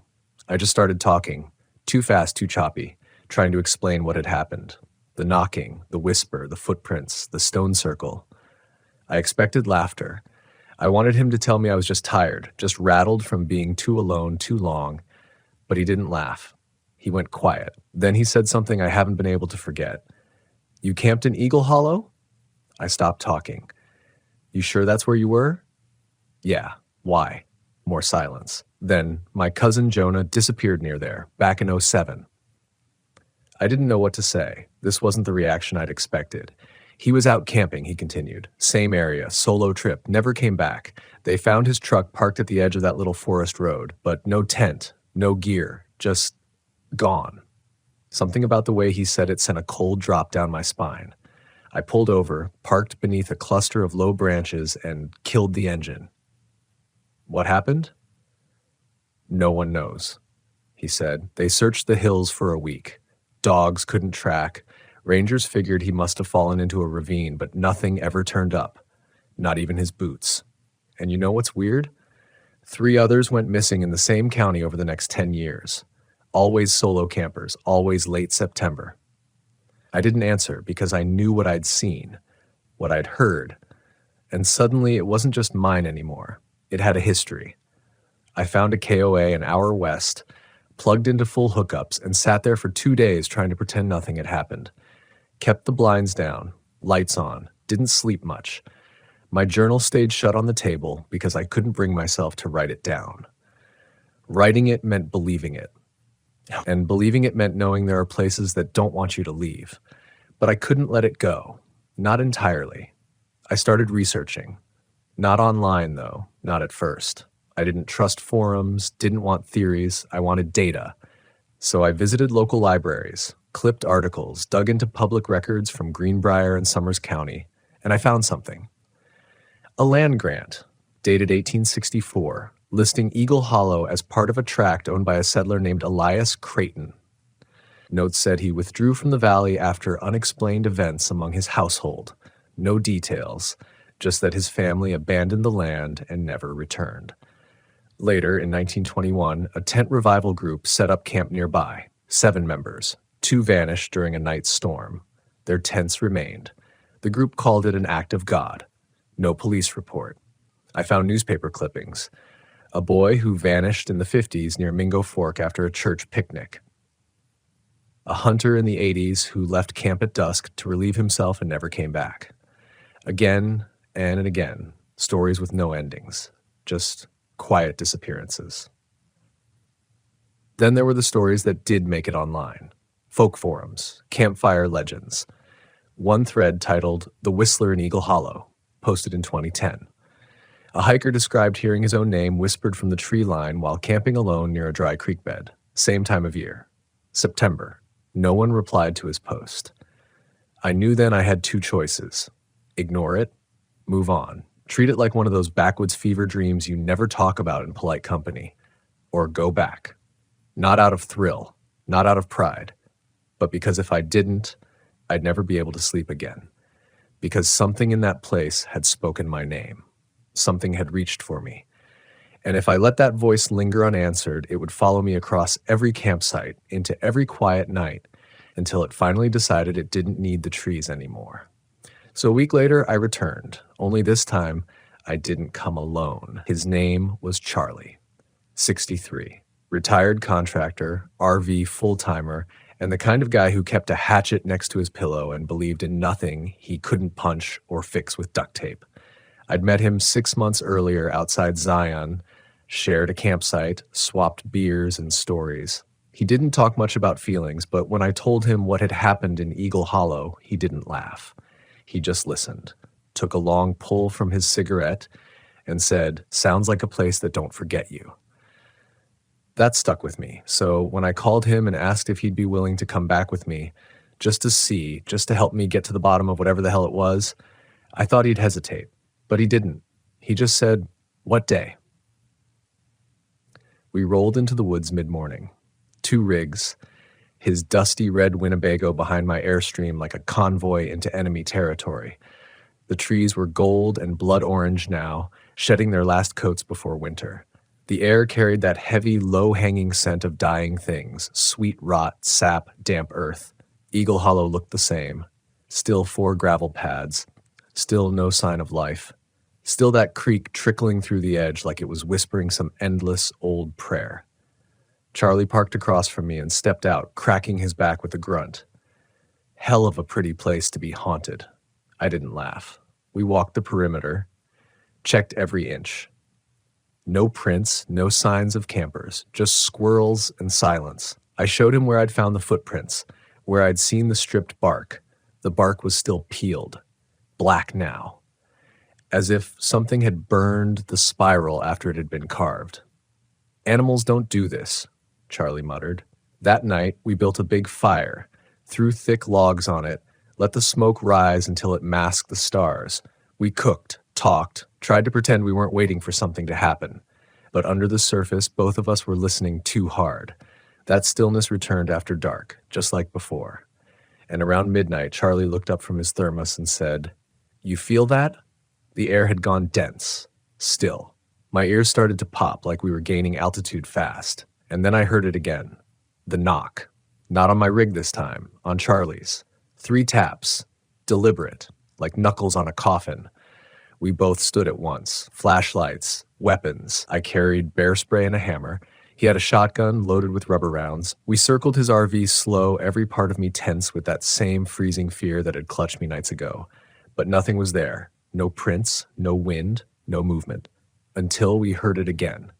Not knocks, footsteps. Running through the woods, quick, crashing, then suddenly gone. Charlie shouted into the trees, cursing and waving his light. "Who's there?" Nothing, just breathing. Not ours.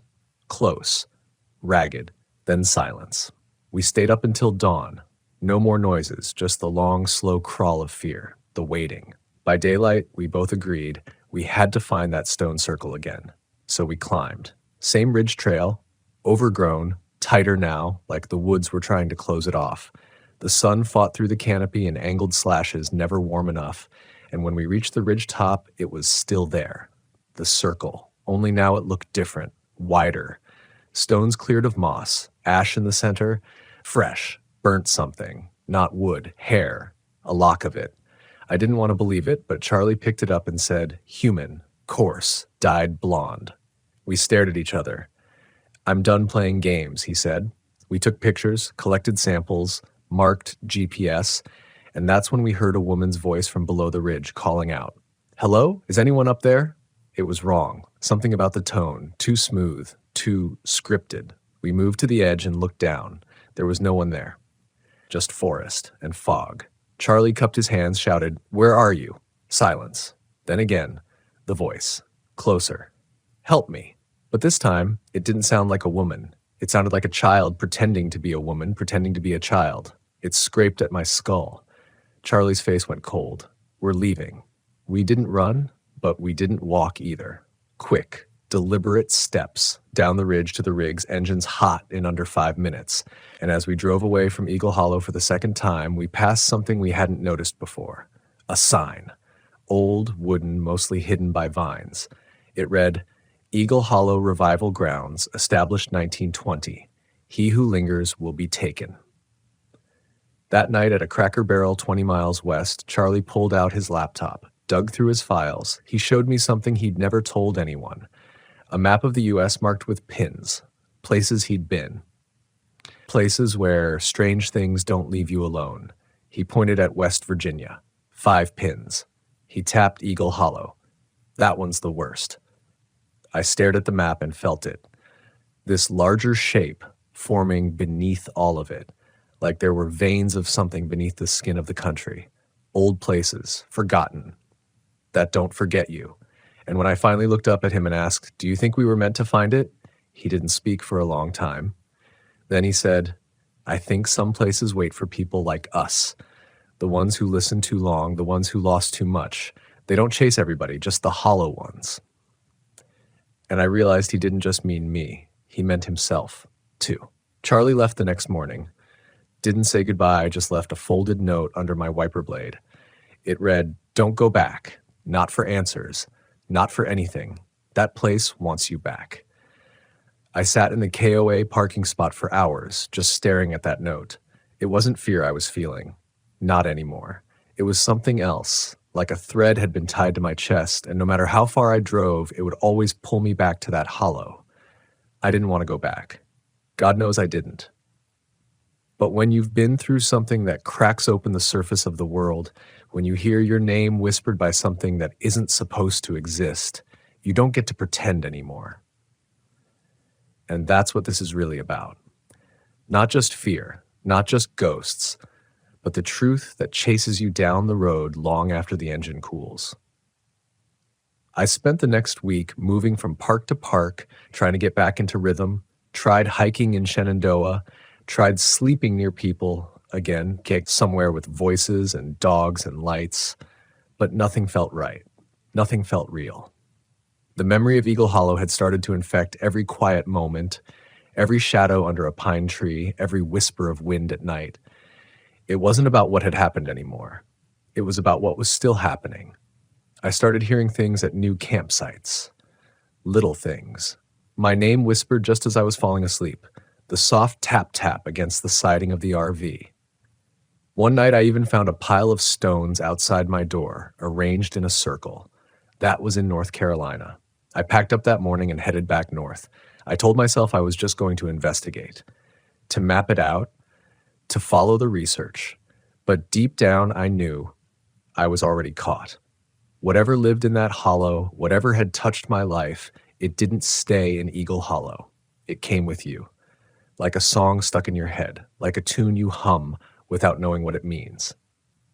I crossed into West Virginia again under a slate gray sky, following back roads that curved like veins through the hills. I stopped in Mingo Fork, found the tiny public records office wedged beside a barber shop and a closed-down laundromat. A single clerk behind the desk. Her name was Jean. I asked about Eagle Hollow. She blinked at me. "You sure that place is still open?" "Yeah," I said. "Camped there twice?" She squinted like I'd told her I vacationed on Mars. Then she pulled out a drawer of records, flipped through yellowing papers until she found what she was looking for. Last official update on that site was 1983. Says it's unmanaged. No permits issued since then. No ranger logs. It's technically decommissioned. That didn't make sense. There are pads, a fire ring, it's maintained. She stared at me and said nothing. I asked about disappearances, about Jonah, about the revival group. She pursed her lips. "That land's been quiet for a long time," she said, "but before that, people stayed away, called it witchland, said it sings to people."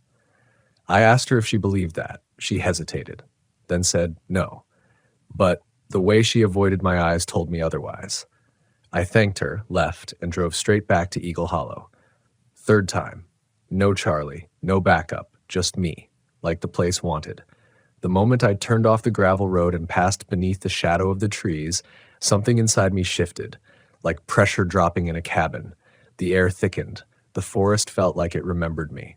I parked in the same pad, shut off the engine, waited. I wasn't afraid anymore. That's the thing. I should have been, but fear had evolved into clarity, a bone-deep certainty that I wasn't here to fight something off. I was here to understand why it came for me in the first place. I lit a fire, sat down, and waited for night to fall. It came heavy and fast. The forest swallowed the sun like it had never known light, and then, like clockwork, the knocking started. 3 taps, passenger side. I didn't move. I spoke aloud, calm, direct. "What do you want?" Silence. Then a whisper, not outside the RV this time, but inside my head, like a thought that wasn't mine. "You came back." I clenched my fists. Took a slow breath. I want to know what this place is. I want to know what happened here. Another silence, deeper, like the earth itself was holding its breath. Then the fire pit beside me erupted. Not flames, ashes, just a violent upkick of cold dust and sparks. It rose like a figure, then blew apart, and someone was standing at the edge of the woods, not moving, not speaking, just watching. I stood, flashlight trembling in my grip. I clicked it on, aimed it toward the trees. Empty. But I could still feel it there. I turned back to the fire and saw something lying beside the ring. A journal, old, leather-bound, water-stained. I picked it up with both hands like it might burn me. Inside were pages of scrawled handwriting. Not mine. Not Charlie's. But the last page, that was mine. It was a copy of my own journal entry from the first night I ever stayed here, word for word, even the misspellings, even the line I crossed out halfway. And beneath it, scrawled in a different hand, was one sentence: "The hollow keeps what it knows." I dropped the journal, ran to the RV, slammed the door, locked it, and for the first time in my life, I prayed. Not because I believed in anything anymore, but because I had to speak, had to say something louder than the silence pressing in from the trees, something more human than that voice inside my own thoughts. That night, I didn't sleep, and in the moments between waking and dreaming, I saw it again. Not a person, not a ghost, but the shape of a thing that lives in loneliness. A presence that grows stronger every time someone arrives carrying grief or shame or silence, something that feeds on the parts of us we don't share. And I knew what it had chosen me for. Not punishment, not death. It wanted me to stay. Morning came slow, like the sun wasn't sure it belonged there anymore. I opened the blinds 1 inch at a time, half expecting the trees to be closer than they were last night, but everything looked untouched. The gravel pad, the fire ring, even the journal was gone, vanished. I checked under the rig, in the brush. Nothing. And yet the memory of that scrawled sentence still burned into my skull. The hollow keeps what it knows. I made coffee with shaking hands. Didn't eat. My appetite had disappeared somewhere between fear and clarity. What lingered now wasn't adrenaline anymore. It was understanding. Eagle Hollow wasn't just haunted. It was alive. I'd heard people say that about places before, deserts, forests, ruins, but they meant it metaphorically. What I was starting to realize is that some land remembers. It's not about ghosts or demons or curses. It's about accumulation. Pain adds up. Time soaks into the soil. And whatever Eagle Hollow had become over the years, it was hungry. But not for blood. Not for violence. For stories. For secrets. And I had brought mine. That's the part I never wanted to admit. Not to myself, not to Charlie, not even to the people I met on the road. I left the old life not for freedom, but because there was nothing left of me in it. Divorce, sure. But more than that, a daughter who wouldn't speak to me, a career I'd sabotaged through pride, years of ignoring people who tried to love me until one day they stopped trying. I wasn't running from a city, I was running from myself. And that hollow knew it. That's why it whispered. Because it could smell the empty parts of me. I had one more thing to try. One more theory I hadn't dared test until now. I walked back up the ridge, the same trail again for what felt like the 100th time. The trees were even quieter now, like they were holding their breath, waiting to see if I'd finally understand. I found the circle again, bare, blackened, undisturbed. But someone had added something to it. In the center of the circle, this time, was a photograph. I knew the face. It was me. Not a picture I'd ever taken. Not from my phone. I was sitting on the steps of my Airstream somewhere out west, holding a cup of coffee, wearing a shirt I hadn't worn in over a year. The hair on my arms lifted like static. Beneath the photo, carved into the dirt in block letters, "Stay." I stared at it for a long time. Let the quiet of the forest move through me. And in that moment, I realized something terrifying and beautiful. This place didn't just trap people by scaring them. It made itself feel like home, like the one place where no one would judge you, where silence was honest, where pain didn't have to wear a mask. And that's what made it dangerous. It offered peace, but only if you never left. I sat down at the edge of the circle, legs folded, heart beating like a soft drum, and I spoke, not loud, not brave, just honest. I see what you are. The wind stirred. I know what you want. The trees groaned faintly in the distance like they were stretching after a long sleep. I can't stay, but I'll remember you. I'll carry it, and I'll tell them. The wind died. The forest grew still again, but not menacing, just expectant. I stood, left the photo behind, walked back down the ridge. When I reached my RV, I found the door open. Not broken, just open. Inside, nothing was missing, nothing disturbed, except one thing. My journal was lying on the table, open to a blank page, and scrawled across it in the same shaky hand as before, "We remember who listens." I stood there for a long time, then I picked up a pen and I started writing. Everything, every sound, every footprint, every word spoken in my mind. Every night I'd driven away from it and felt it still trailing behind like a shadow stretched too long. It took me 2 hours to write it all. And when I finished, I tore the page out, folded it, and left it beneath a stone at the base of a pine tree near the edge of the creek. Not as an offering, but as a warning to whoever came next, to whoever wandered into Eagle Hollow with a heart full of silence and a head full of ache, thinking this would be just another quiet stop in the woods, because it wasn't, and it never would be.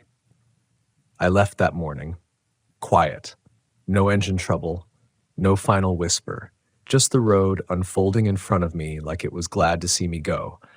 But I carry that place with me now. Every campsite I visit, every lonely night I spend in the arms of some forgotten forest, I think about the hollow, and I wonder, how many others are out there? How many pieces of land have soaked up pain the way a sponge soaks up water? How many places remember the worst parts of us and wait for us to come back?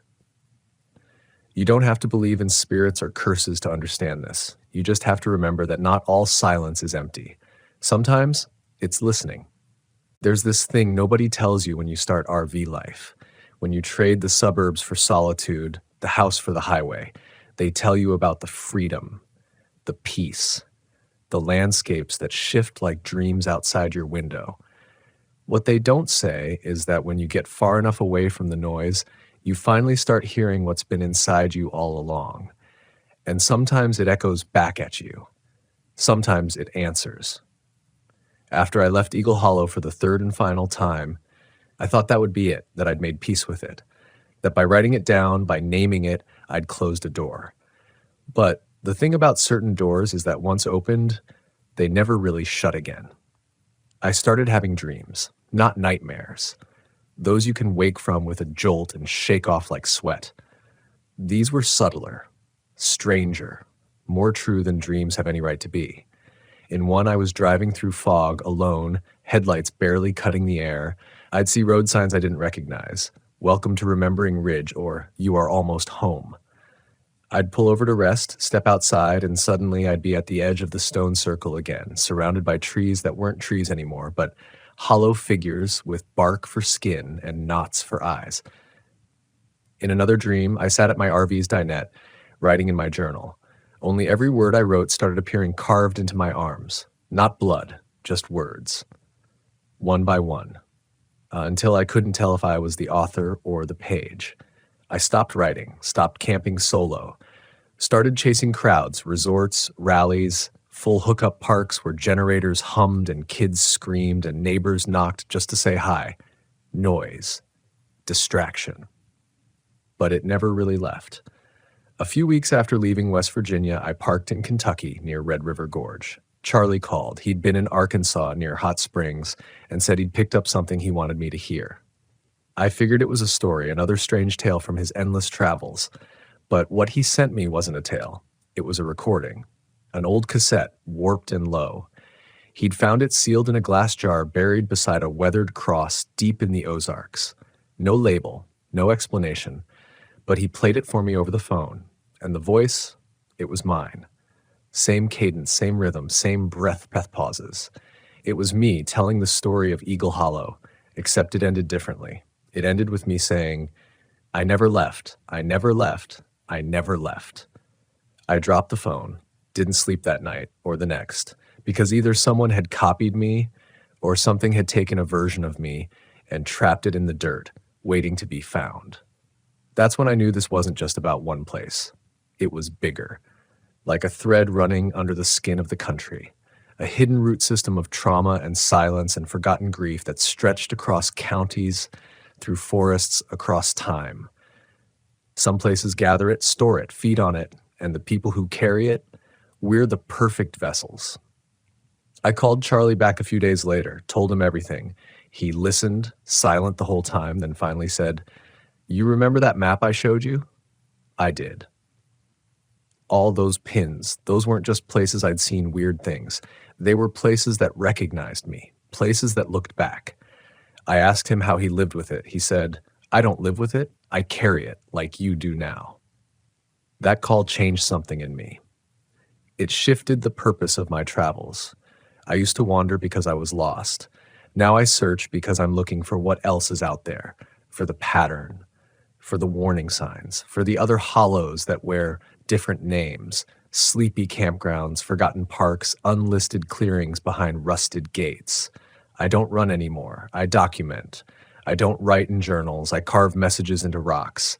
I bury metal tins with coordinates. I leave notes behind where others might stumble on them. Quiet warnings to the ones who walk too far, too alone, with too much grief on their shoulders, and they do find them. Sometimes I get emails. Strangers who say things like, "I thought I was the only one," or "I heard the knocking too," or worse, "It's still with me." And what do I say? I don't lie to them. I say, "Good. That means it didn't win." Because fear isn't the enemy. Silence is. That's what the hollow taught me. That if you hold your grief in long enough, the land will find a way to pull it from you, either through story or nightmare or the long whisper of wind through trees that say your name when you're too tired to answer. You don't have to believe me. You can think this is just a tall tale from a man who spent too many nights alone under dying stars. That's fine. Maybe you're right.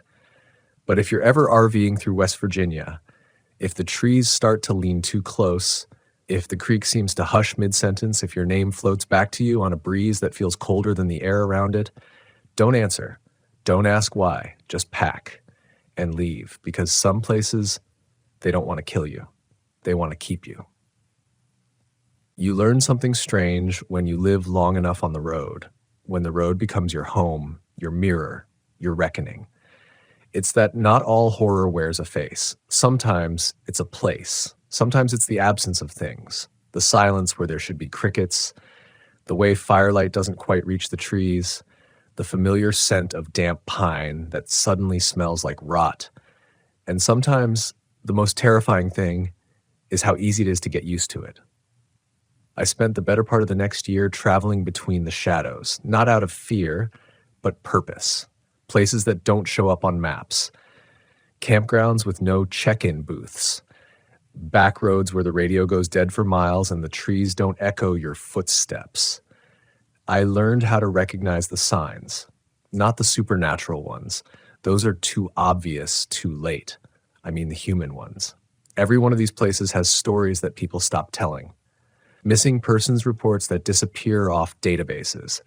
Locals who suddenly won't speak, even though they swore they'd help you just 10 minutes before.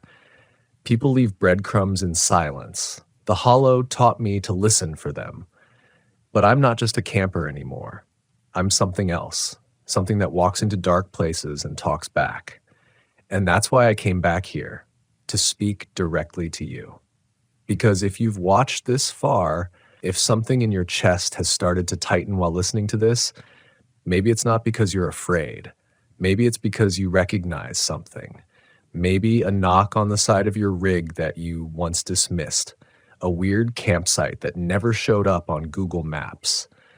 A dream you kept having that felt more like a memory than fiction.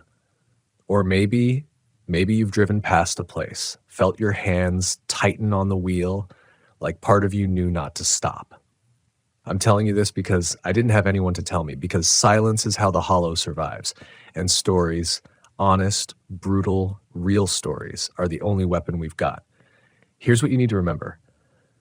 Don't ignore your instincts. Ever. You think you're being dramatic? You think it's just paranoia? Let me tell you, paranoia is a tool, not a flaw. It's the survival mechanism we forgot how to use. You feel something's wrong at a campsite? Leave. Don't second guess. Don't explain it away with wind or raccoons or faulty locks. If the trees feel too quiet, if your dreams start looping, if you see shapes at the edge of your firelight that don't move right, go. No picture's worth it. No sunrise is worth it. You can always come back. If the land wants you to stay, don't. You don't owe nature your body just because you admire its beauty. We romanticize the wilderness, but let me be very clear. It's not always kind, not always healing, not always harmless, especially in the places we stopped mapping. You know what I've realized about RV life? It strips you down, takes away the walls, the distractions, the artificial noise, and what's left is you. And if you're not ready to meet that version of yourself, the road will break you. Worse, it will feed something else. The hollow, that wasn't the first of its kind. It won't be the last, because the real horror out here isn't ghosts. It's the weight of things unsaid. The grief you bury while smiling at a campground neighbor. The anger you hide in your chest when your past won't stay in the rear view. The regrets that become mile markers you pretend not to see. Some land can smell that on you, and it remembers. I'm still driving, still moving. I keep my doors locked at night no matter where I am. I keep my phone charged. I never camp more than 2 nights in the same spot. I always trust the dogs. They know what humans forget. And I still dream of Eagle Hollow, but now I'm not afraid of the dream. Now I listen. Sometimes I hear new names whispered there. Yours might be one of them, because once a place knows you, once it's looked into you, it doesn't forget. But that doesn't mean it owns you. You can walk away. You can survive. You can take that fear and use it like a blade. You can tell the story. You can warn the next person. That's what I'm doing now. That's all I've been doing since the day I left West Virginia the last time. And if you're hearing this, maybe it's because something in you needed to remember how much this life asks of us. Not just the road life, but the quiet life, the aware life.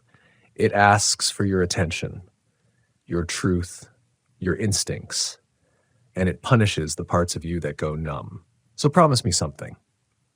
Next time you're parked in some backwoods lot beneath towering oaks, and the stars feel just a little too close and the wind carries your name like it's returning it to you, don't call out, don't chase it, just listen and go. Because some campgrounds aren't campgrounds. Some parks were never meant to be found, and some places, they don't want you to visit. They want you to stay forever. It's strange what you remember when the wind dies. The first night we parked in the Rockies, I remember the stillness more than anything.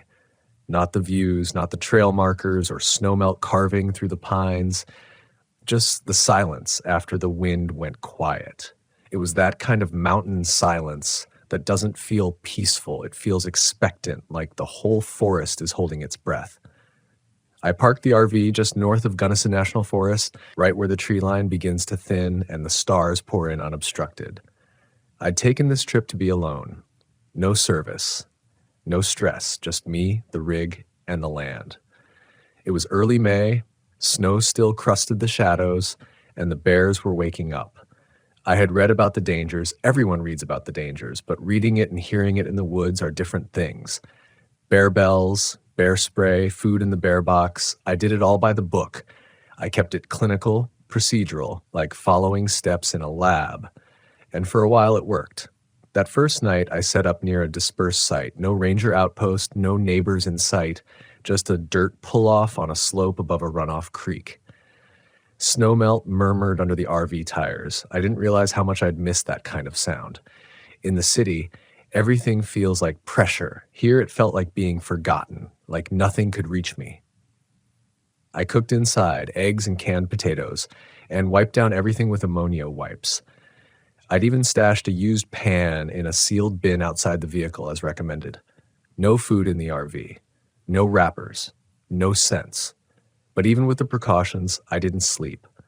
The night air was colder than I expected, less a temperature and more like a breath on the back of your neck.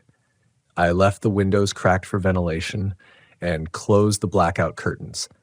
Around midnight, I heard movement. It wasn't footsteps, not exactly, more like a body shifting in snow. Something exhaled just outside the passenger window, a heavy, slow release. I didn't move. I didn't breathe. The wind didn't rustle. No trees creaked. Only that breath, damp, alive. Then a low creak beneath the frame, like weight pressing against the RV's side panel. I waited, didn't even reach for the flashlight, and then it passed. I heard it shuffle away. Not fast, not concerned, like it had considered me and decided I wasn't worth the trouble. Still, I didn't sleep the rest of that night. The next morning, there were no tracks, just a damp print near the wheel well, large, distorted, half-formed in the soft loam, but nothing definitive. I told myself it was an elk, or a moose maybe. Bears don't just press up against a vehicle like that, right? But by the third morning, I noticed something stranger. The front passenger window was streaked, a long smear, like moisture drawn down with a palm or a snout, and in the fine layer of dust near the side mirror, indentations. Not scratches, not claw marks, just pressure, as though something had leaned close and looked in. I didn't have an explanation, and I didn't want one. I moved the RV further down the ridge, deeper into the forest, convinced it was proximity to runoff that drew the animal. Bears follow water, that's all. The new site was tighter, more overgrown. Pines needled in at the roofline, and the sky shrunk to a jagged slit overhead. There was no view of the range anymore, just bark and branches. But I felt safer. And I tried to believe that was enough. By the fifth night, the silence stopped being quiet. It became repetitive. I kept hearing something, first from the right, then again from the left, then again from behind the RV. A sound like twigs snapping and dragging, always the same distance away, always the same rhythm. It would circle, then stop, then start again. It wasn't random, it was patterned. But that wasn't the worst of it. The worst came around 2:30 a.m. when I heard what sounded like my name. It didn't come in a voice exactly, not one with tone or gender or warmth. It came in the way the wind passed through the door seams, as though the air shaped itself into syllables by accident. A rising whisper that didn't belong in the natural world. I froze in the bed, mouth dry, eyes locked on the window shades. The air was cold again, too cold. Not from altitude or temperature drop, but cold from inside. Like the coldness had pressed into the walls of the RV and started seeping inward. I told myself I was imagining it. I told myself the wind doesn't know names, but then it came again, softer this time. Rhett, that's my name. Nobody knew where I was. I hadn't posted anything. I hadn't messaged anyone. And I hadn't told a soul I was heading to this exact site. I waited until morning before opening the door. The air was clear, crisp, birds chirped, a rabbit darted under a log, and for a moment it was just another morning in the Rockies. But about 20 feet from the RV, I saw a mark. A bear print, no question about it this time. Huge, fresh, deep in the mud. But something was wrong. There weren't multiple tracks, just one.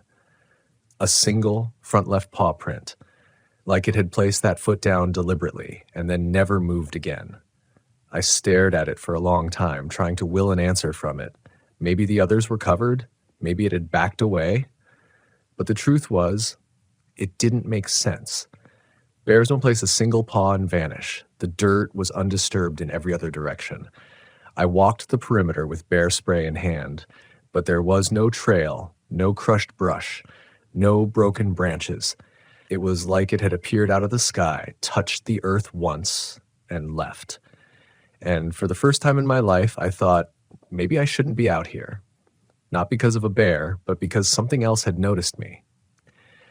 That day, I drove 10 miles back down the trail and parked closer to a ranger station near a creek bed. There were tire ruts from other campers, remnants of old fires, crushed soda cans. It was ugly compared to my previous sites, but it felt safer. I needed the illusion of proximity to people. Even if no one was there, I could tell myself help was nearby. I didn't light a fire, didn't cook, just sat in the driver's seat until dusk, staring through the windshield, watching the trail. And when night came, I didn't sleep in the bed. I sat upright in the swivel seat, bear spray in one hand, flashlight in the other. It wasn't until 4 a.m. that I heard the static. It started as a hum, not electrical, not mechanical, a low vibration through the metal bones of the RV, like the forest was tuning itself. Then the static. It came from the dash radio, even though the RV was off. I hadn't turned it on all day. The keys were still on the hook by the sink, but the dial glowed faintly and the speakers hissed, soft at first, then louder, like breath between dry lips. No voices, just the sound of friction. I leaned forward, gripping the edge of the seat. The air was cold again. That kind of cold that doesn't register on a thermometer but finds the spaces between your ribs. The air smelled sharp, metallic, like wet rocks, like copper. Then, buried in the static, I swear, I heard the same pattern again. Rhett. The name came through the interference like a whisper underwater. Not shouted, not clear, but unmistakably formed. I reached for the key, heart pounding, mouth dry, and as my fingers grazed the ignition, the radio cut. Dead silent. No click, no pop, just nothing. I sat there, waiting, watching the shadows press against the windshield. It felt like the forest was staring back, like something just beyond the glass was waiting for me to move. I stayed frozen until sunrise. When the light finally came through the tree cover, I stepped outside. Everything looked normal. The creek murmured along the far edge of the clearing. Pine needles glistened in dew. Birdsong returned. But the passenger door handle was wet, not from condensation. It was smeared, greasy, as though something with thick pads or skin had gripped it. Not clawed, not scratched, held. I backed away. I didn't pack anything, just turned the key and drove. Didn't look in the mirrors. Didn't breathe easy until the gravel turned to pavement. Back at a small town on the western edge of the range, I found a ranger station and parked out front, engine still running. I didn't even know what I was going to say. Hi, I think something said my name through the wind, then touched my door handle. Instead, I asked if there had been any recent bear activity in the area, just to pretend I still believed that's what this was. The ranger looked up from his thermos. Middle-aged guy. Thin gray mustache. Tired eyes. Depends where you were, he said. I gave him rough coordinates. He frowned. Not much bear movement that high up yet. Still cold? You see fresh scat? No. Tracks? One, but just one. His brow furrowed. One? Front left paw, deep. Nothing else around it. He didn't respond for a long moment, then sipped his drink and glanced out the window. That happens sometimes, he said. What does? They get curious. Walk up to camp, check things out. Sometimes they step in mud, sometimes not. They're quiet when they want to be. I nodded, unsure if he was trying to reassure me or avoid something. Then he added, almost offhandedly, you said the print was alone? Yeah, could have been a back step. A what? Sometimes they backtrack, step in the same print with another paw, makes it look like one, confuses people. I stared at him. That didn't make sense. The print I saw wasn't doubled. It was deep, solid, singular. Right, I said, just to end the conversation. But as I turned to leave, he added one more thing. Some folks say they see things up there. Things that look like bears, smell like bears, but they're not. I don't put much stock in that, but... He shrugged. Cold air does funny things to a man's senses. I didn't respond. I drove south that afternoon following the Ridgeline Highway, but I couldn't shake it. That noise, the static, my name, the pattern, the silence that wasn't silent. That night, I stayed at a public campground with RV hookups and lights and people. I parked between two Class C rigs, a dog barked somewhere nearby, kids laughed, the glow of propane stoves flickered in the dusk. And still, when I closed my eyes, I heard it. Not the sound this time, but the repetition. Something dragging across the pine needles. Something pacing in measured loops around my rig. It didn't come that night. Not visibly. Not in a way I could document or confront. But I dreamed of it. I saw my RV parked in the original clearing, and I saw something circling it. Not quite an animal, broad, hunched, covered in wet fur and frost, moving with a weight that made no sound. It stopped at the window, raised a paw, no claws, just pressure, like a hand. Then it whispered through the glass, not through lips, but through vibration. Rhett. I woke up gasping, shirt soaked, hands gripping the mattress. The air was still, no static, but my sense of reality had thinned, like the woods hadn't let go, like the pattern was still there, somewhere, waiting for me to return. In the following days, I tried to rationalize it. Read about auditory hallucinations in isolation, how white noise can trigger pareidolia, how sleep deprivation warps the senses, how cold air can conduct sound in unexpected ways. But none of that explained the grease on the handle, or the print with no trail, or the fact that the radio, unpowered, whispered my name. I reached out to a wildlife biologist friend just to make sure. He listened, patiently, didn't interrupt, then said bears don't stalk people like that. Not unless they're starving, and even then they don't play with you. They're direct, fast, brutal. So what was it? He hesitated. If you're asking me what fits the behavior, something intelligent, curious, maybe something testing boundaries, but not a bear. No, he said, not a bear. Since then, I haven't gone back into the deep woods. I still live in the RV, still camp near the edge of things, but never beyond reach, never alone, never in places where the wind speaks. Because the Rockies aren't just steep and wild and vast, they echo, but not always in the direction you expect, and sometimes they echo back something that isn't yours, something that heard your name and remembered it. I stayed in motels for a while after that. Didn't matter how cheap or musty they were, I needed drywall between me and the wind. The RV sat parked outside like a memory I wasn't ready to touch. I told myself it was over, that whatever had followed me into those woods had stayed there, that it couldn't cling to metal or smell or sound, that it couldn't cross pavement.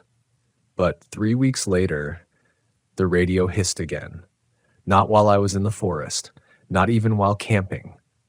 It happened in a Walmart parking lot outside Montrose, Colorado. Middle of the day. Sun hot enough to peel the steering wheel. I just bought groceries. Canned beans, disinfectant, more ammonia wipes, comfort food for the paranoid. I loaded the last bag, started the engine, and that's when it kicked in. The speakers crackled. Not from the ignition, before it turned over. A second of nothing. Then the low hiss, just like before. The static wasn't loud this time. Barely there, but it hit me so hard I nearly threw the keys. My mouth went dry. The parking lot vanished behind a fog of memory and fear. I turned the knob, tried to kill the radio. It was already off. I yanked the faceplate. The static didn't stop. It faded on its own like it decided I didn't matter. I got out. Sat on the curb under the high desert sun, hands shaking. I could smell the plastic of the grocery bags, the bleach of asphalt, but underneath it all, there was something else. The smell of fur, wet, cold fur. I didn't go back inside for an hour. Eventually, I made myself move. I touched the passenger door handle with my sleeve. No grease, no smears, nothing to explain the sound. That night, I parked behind a laundromat, lit every light in the cabin, and slept with earplugs and a knife under the pillow. And I had the dream again. The forest, the print. The thing circling the RV in perfect rhythm, like it was mapping me. But this time, the dream changed. This time, I wasn't in the RV. I was watching it. From above, from the trees, like I'd become whatever was out there, like I was the one circling, the one listening. When I woke up, my mouth tasted like metal. Blood. I'd bitten the inside of my cheek hard enough to draw it. I didn't camp again for 2 months. But the problem with fear is that it feeds itself. It doesn't just haunt you, it reshapes you. I started researching. Not blogs, not Bigfoot forums, real records, search and rescue logs, ranger dispatch notes, public wildlife incident reports, and buried in a 2006 incident record from Pike National Forest, I found a passage that chilled me more than anything else ever had. A couple in an RV heard something moving outside their vehicle around 3 a.m. They reported a massive silhouette leaning near the window. The man claimed the radio made a static sound before they saw it. They didn't describe a bear. They didn't even try. They called it wrong-sized, too aware. The report was closed, no follow-up, no injuries, no photos. But it was enough to convince me this wasn't isolated. These mountains, these endless cold lungs of stone and pine, they have their own memory, their own language, And every now and then they choose to say your name, even when you're not listening. Eventually, I forced myself to return, not because I wanted to, because I had to. There's something about terror that demands confrontation. I wasn't going back for courage. I was going back to understand what was real and what had just been my mind unraveling in isolation. I chose a new site near Steamboat Springs, still in the Rockies, but lower elevation. Late summer now, thicker underbrush, more foot traffic. I camped within walking distance of a populated loop. Nothing remote. Still, I was cautious. No food in the RV, every scent stripped with bleach. I even replaced the radio, ripped the whole unit out, and wired in a fresh one from a local shop. No music, just silence, control, and for 3 nights, it worked. The wind was gentle, cool, no voices, no pacing. I let myself relax, started journaling again, cooking small meals, sitting by the fire. But on the 4th night, I noticed something odd. A small mound of pine needles by the edge of my campsite, one that hadn't been there the day before. Perfectly round, too perfect. I didn't touch it, just stared. And as I stared, I realized something worse. There were 3 more, each about 15 feet apart, forming a triangle around my RV. Too precise, too deliberate. I backed away, every nerve lit. I looked around, no movement, no scent, no sound, but the air had shifted, heavier, like the pressure dropped, but only in my lungs. I slept inside that night, didn't crack the windows, didn't close my eyes, and right around 2:45 a.m., the new radio hissed. Just once, soft, a breath, like it was reminding me, it's not the radio, it's me. Whatever I brought back from that ridge, whatever heard me the first time, it followed me, and it didn't care about time or distance or reason. It only cared that I listened, and now I can't stop hearing it. I left Steamboat before dawn, headlights off until I hit the highway. I don't even remember putting the RV in gear. I just remember the pine mounds, those near perfect circles, and how the soil inside them was flat, pressed, not dug, like something had curled up inside each one and waited. That was the last night I pretended it might be coincidence. I headed south through Colorado Springs, didn't stop, no gas, no food, just kept driving until the horizon flattened out near Pueblo and the pines gave way to open plains. I thought distance would help, thought the high desert would clean whatever had smeared itself across my mind. It didn't, because even in flat country, the air knows how to whisper. And by the 2nd night, parked outside a truck stop on Route 50, I heard it again, just once. That same breath of static, not on the radio this time, not through the vents, through the walls. Just behind my head, no wind, no trucks idling, no people, just a gentle, slow exhale from behind the aluminum siding. I turned on every light, opened the doors, stepped out into the grit and diesel of that unlit parking lot, and waited. Nothing.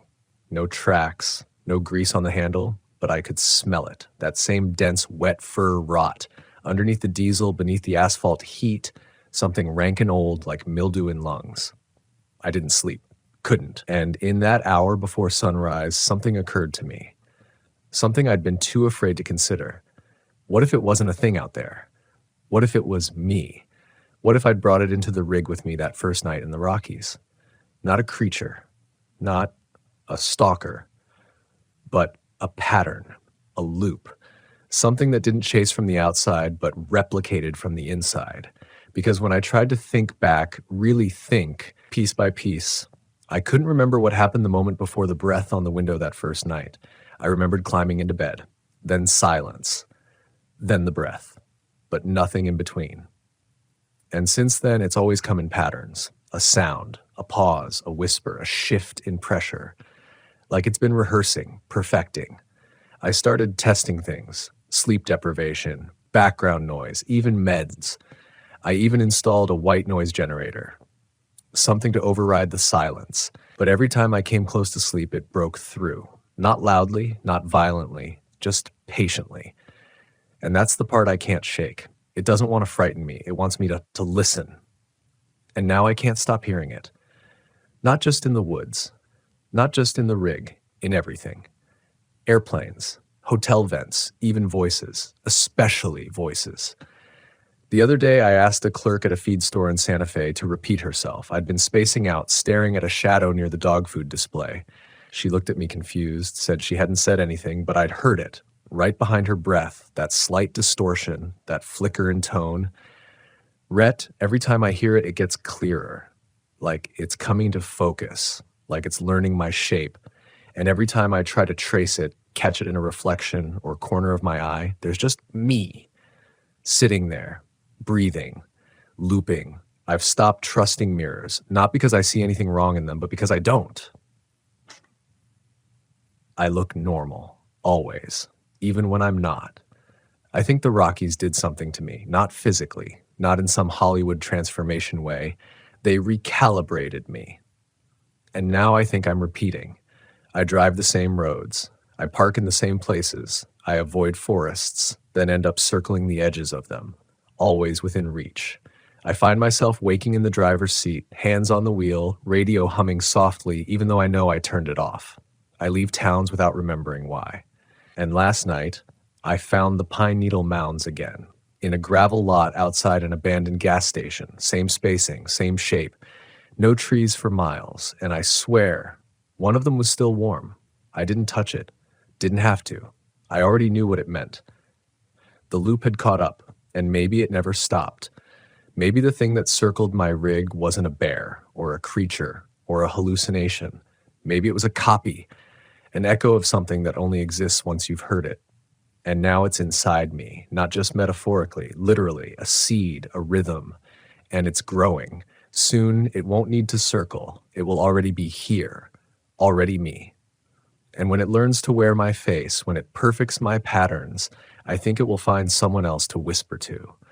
Someone else who camps alone in the high mountains, someone else who thinks they're being careful. And when that person hears it, that quiet static in the middle of an empty night, they won't run. They'll listen, because we're all curious. We all want to believe we're being haunted by something out there. But the truth is, it's already in here, and it's just waiting for the next echo to answer back. I've stopped counting the days. There's no point anymore. Whether it's Tuesday or Sunday or the fourth week since the mountains, it all folds into the same thing. That rhythm, that loop. I drive, I stop, I listen, I leave again. Sleep comes in fragments now, and with it, the same repeating dream. I'm in the RV, parked beneath pines I don't recognize. Not Colorado, not Montana, just tall, skeletal trees that all lean inward like they're listening to. And in the dream, there's always something just outside. Walking the same path around the RV, over and over. I can't see it. I can only feel it moving. And when I try to leave, the doors don't open. The windows won't break. And I realize it's not a dream of a place I've been. It's a memory from something else's perspective. Last night, I parked outside of Flagstaff, hoping the desert air might bleach out the pattern, that maybe the rhythm can't survive the heat.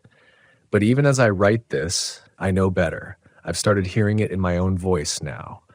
When I record myself, when I speak aloud, I can hear the hitch, that tiny offbeat pulse that doesn't belong. And worse, sometimes the recordings repeat things I didn't say. I'll play them back and hear an extra breath between sentences, a faint whisper beneath the main track. Once, I played a clip I recorded the morning after a hike.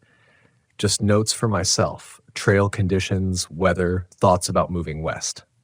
And right after I said clear skies all the way up, I heard it. We're almost ready. That wasn't me, and it wasn't on the tape. I played it back again and again. Gone. Just once. Just once was enough.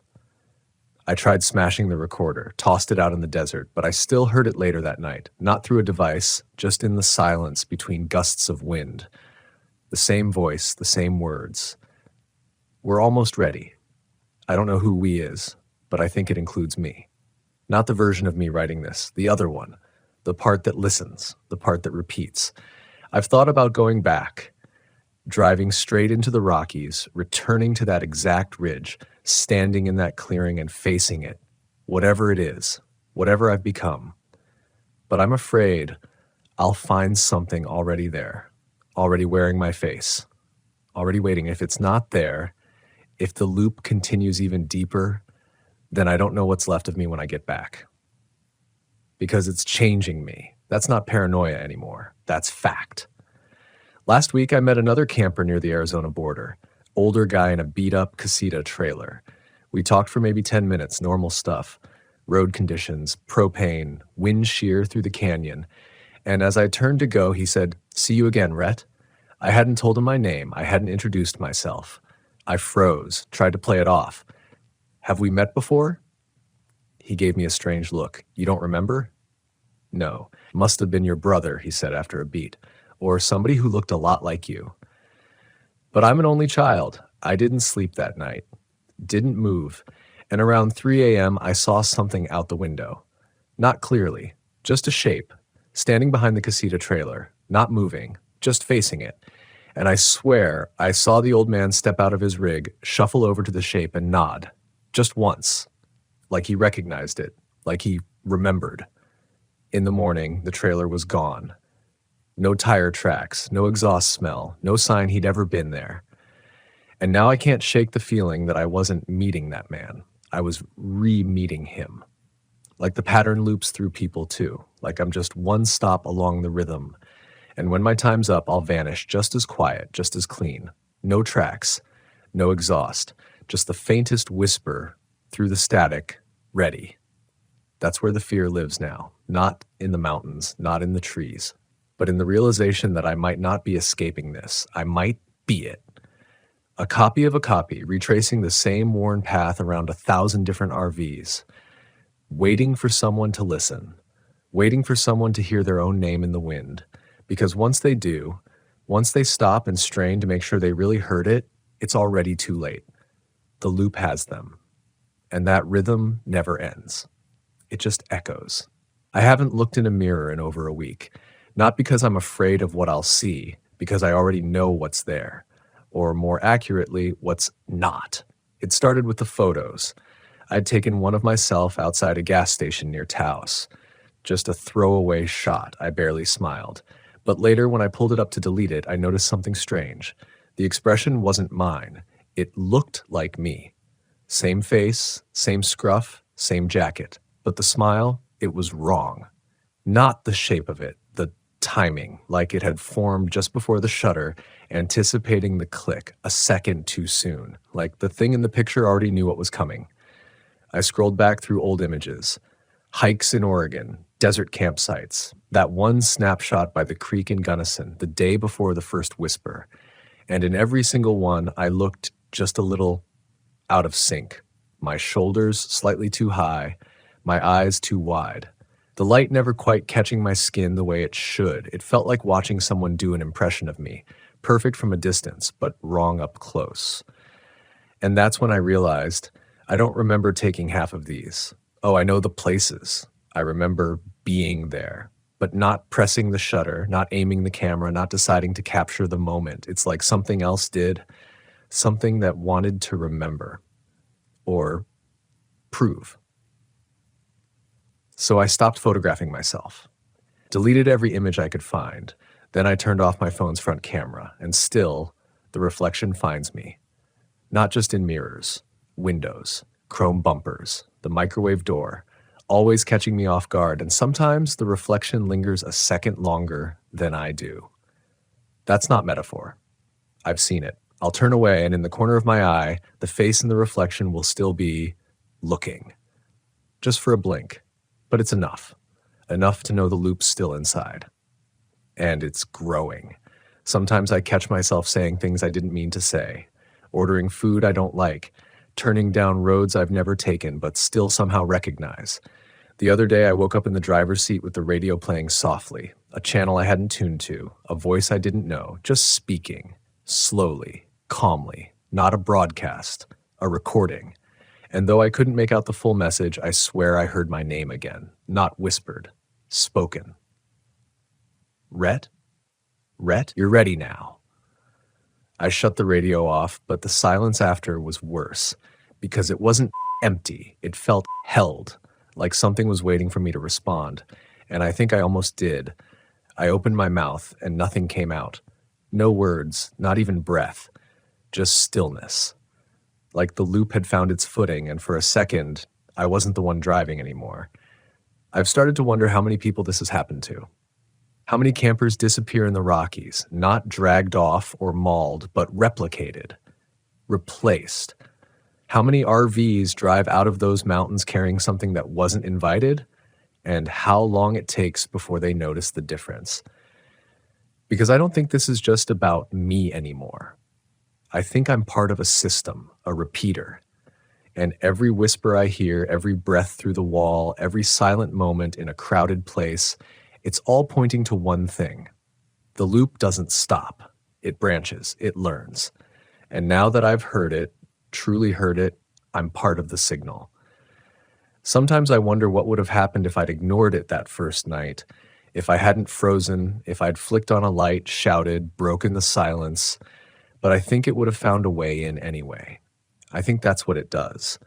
Waits for the invitation, and listening is an invitation.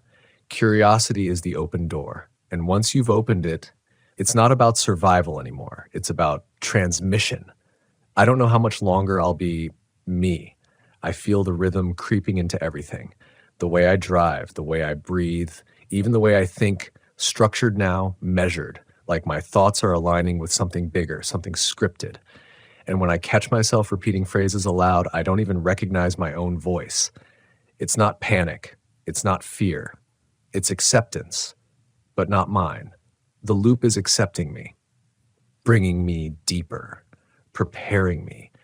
And one of these nights, when I hear that static again, when the voice says, "You're ready," I know I won't fight it, because part of me already agrees.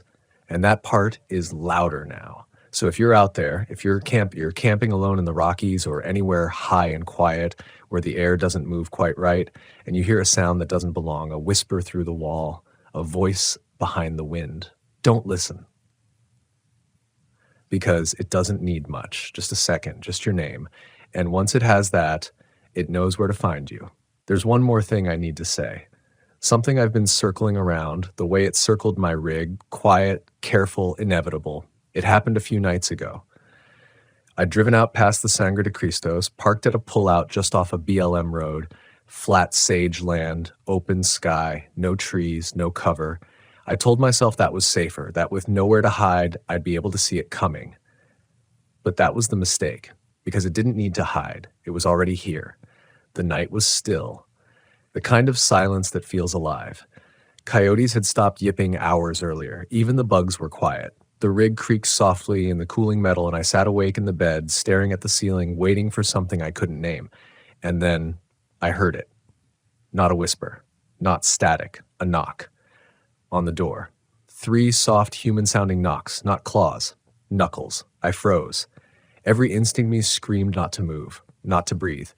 The air turned sharp. The space inside the rig felt tighter, like the walls had shrunk a few inches inward. I reached slow for the flashlight, didn't turn it on. Then came a voice. My voice, from the other side of the door. Rhett. It didn't sound recorded. It didn't sound distorted. It sounded real. Alive. It's okay. Same cadence, same tone, same rhythm I've heard in my own ears for decades, but not me. Because I was inside, and whatever was speaking was outside. I didn't answer, didn't blink, just listened. Another knock. Then the voice again, this time calmer, more practiced. We can go now. And that's when I felt the loop close, because I realized it wasn't trying to trick me. It wasn't trying to scare me. It was offering an invitation, not to die, not to disappear, but to join, to become the next echo. And standing there in the dark, I felt it, this overwhelming sense of inevitability, that I wasn't the first, that I wouldn't be the last, that these things, these rhythms, these copies, they're just the surface of something deeper, something patient, something ancient. I don't remember falling asleep, but when I opened my eyes, the sun was up and the door was still shut. There were no footprints, no smudges, nothing to prove what happened. But on the inside of the door, near the bottom corner, was a streak, a faint smear, pale, greasy, as though something had touched it from the inside. That's when I knew. It's already in. Not the forest, not the air, me. And if I keep running, it'll just keep following. Not because it needs to, because it wants me to feel it, to understand what I've become. That's the last lesson the mountains teach you, that the echo doesn't chase, it waits. And sooner or later, when the wind dies and the stars press in close and the earth falls quiet enough to really listen, you'll hear your name too. And when you do, don't answer. Because if you do, you'll never be sure if the voice that replies is still your own. I've started leaving voice notes for myself, not because I trust them, because I don't, but because I need to hear the difference, need to track what's still mine and what isn't. Every morning now, I play back the night before. Just a few words. Some phrase I left in the dark to prove to myself I was still in there. But today, when I hit play, I didn't recognize the voice. Not completely. It was mine. Same inflection, same tone, but there was something beneath it, a second voice. Slightly offset, like a shadow following too closely. It repeated every word half a breath later, soft and low, as if buried in static. Still here, still me. But it wasn't me saying that second line. It was the other. And that's when I understood. The loop doesn't replace you, it merges. You don't vanish, you layer. And when you speak, you're no longer speaking alone. I tried to erase the file, the recorder froze, I pulled the batteries, deleted the app, threw the whole thing into the ravine. But it doesn't matter, because I don't need a device to hear it anymore. I hear it when I speak aloud, in the space just after I finish a sentence, like something waiting its turn. Sometimes I test it. I say my name slowly, clearly. Rhett. And in the silence that follows, Rhett. It doesn't even bother pretending now. It wants me to know. It wants me comfortable. And the scariest part? It's working. I feel myself softening, adapting. There's a strange comfort in the repetition, a rhythm to it. It's easier than thinking, easier than fighting. The thoughts that used to scare me are starting to feel natural. I find myself returning to familiar places without planning to. A gravel turnoff I haven't seen in weeks. A ridge where I once parked and swore I'd never return. I woke up yesterday to find myself facing the same stretch of woods outside Gunnison, the same clearing, the same footprint. Fresh this time. But again, just one. It had followed me full circle, or maybe I'd brought it back here. Maybe that's how the loop works. Not a haunting, a map, etched into the mountains, into the air, into me. The wind picks up now and then like it's trying to nudge me forward, like it's pushing me toward something. And when it dies, I can feel it settle, waiting, listening.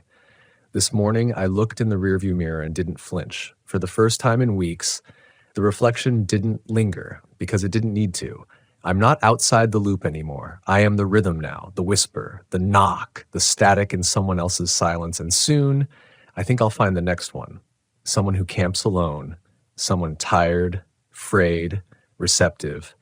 And when I do, I'll whisper their name, softly, patiently, like the wind through cracked windows, like breath through pine. And when they hear it, they'll stop, they'll freeze, they'll listen.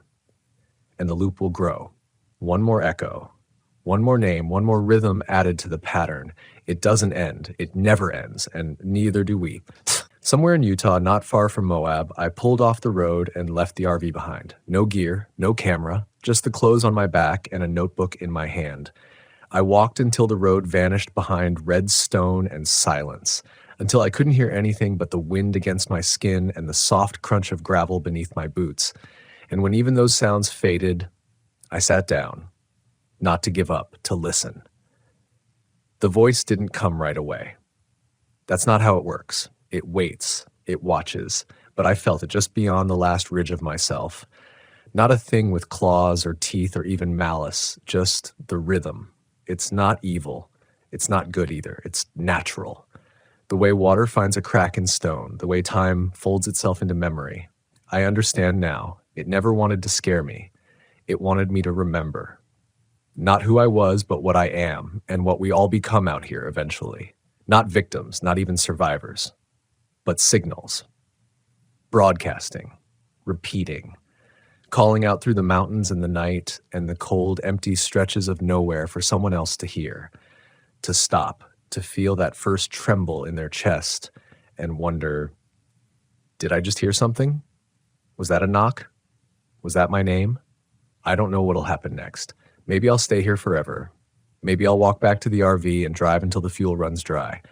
Maybe I'll leave this notebook behind, half buried under cairn stones for the next traveler to find. But I'm not afraid anymore because I know the truth. Out here in the wild, where the signal is clean and the silence is honest, we're all being called.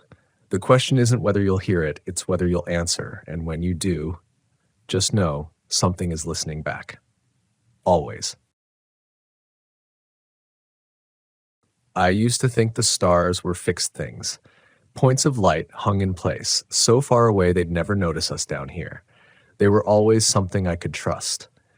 Even when I was a kid growing up in the backwoods of Idaho, when the world felt too big and my own life too small, I could crawl into a sleeping bag beneath the fir trees, tilt my head back, and let the constellations teach me their silence. They were the only thing that didn't move, didn't change, until they did, until Hell's Canyon. I didn't come here for mystery. I came for distance. I came to remember who I was before I traded my 20s for a mortgage and a divorce and a whole lot of numb days. I parked the van a few miles up from Oxbow, a boondocking site no one had reviewed in years. Perfect.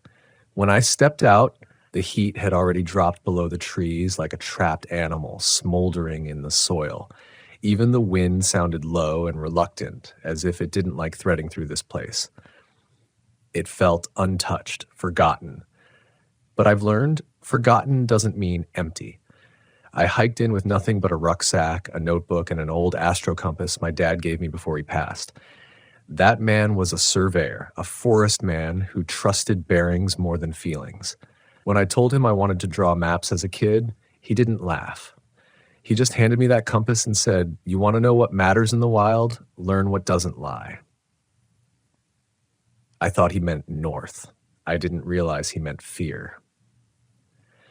I followed the trail along the rim until it vanished into canyon scrub, then made my own way down a narrow spur that looked like no one had touched it since Reagan was president. The soil was dry and fragile, and the sound of my boots crumbling, it was louder than I expected. It was like walking across someone's grave who didn't want to be stepped on. I set up camp beside a flat stretch of shale no bigger than a driveway. No fire, no signal.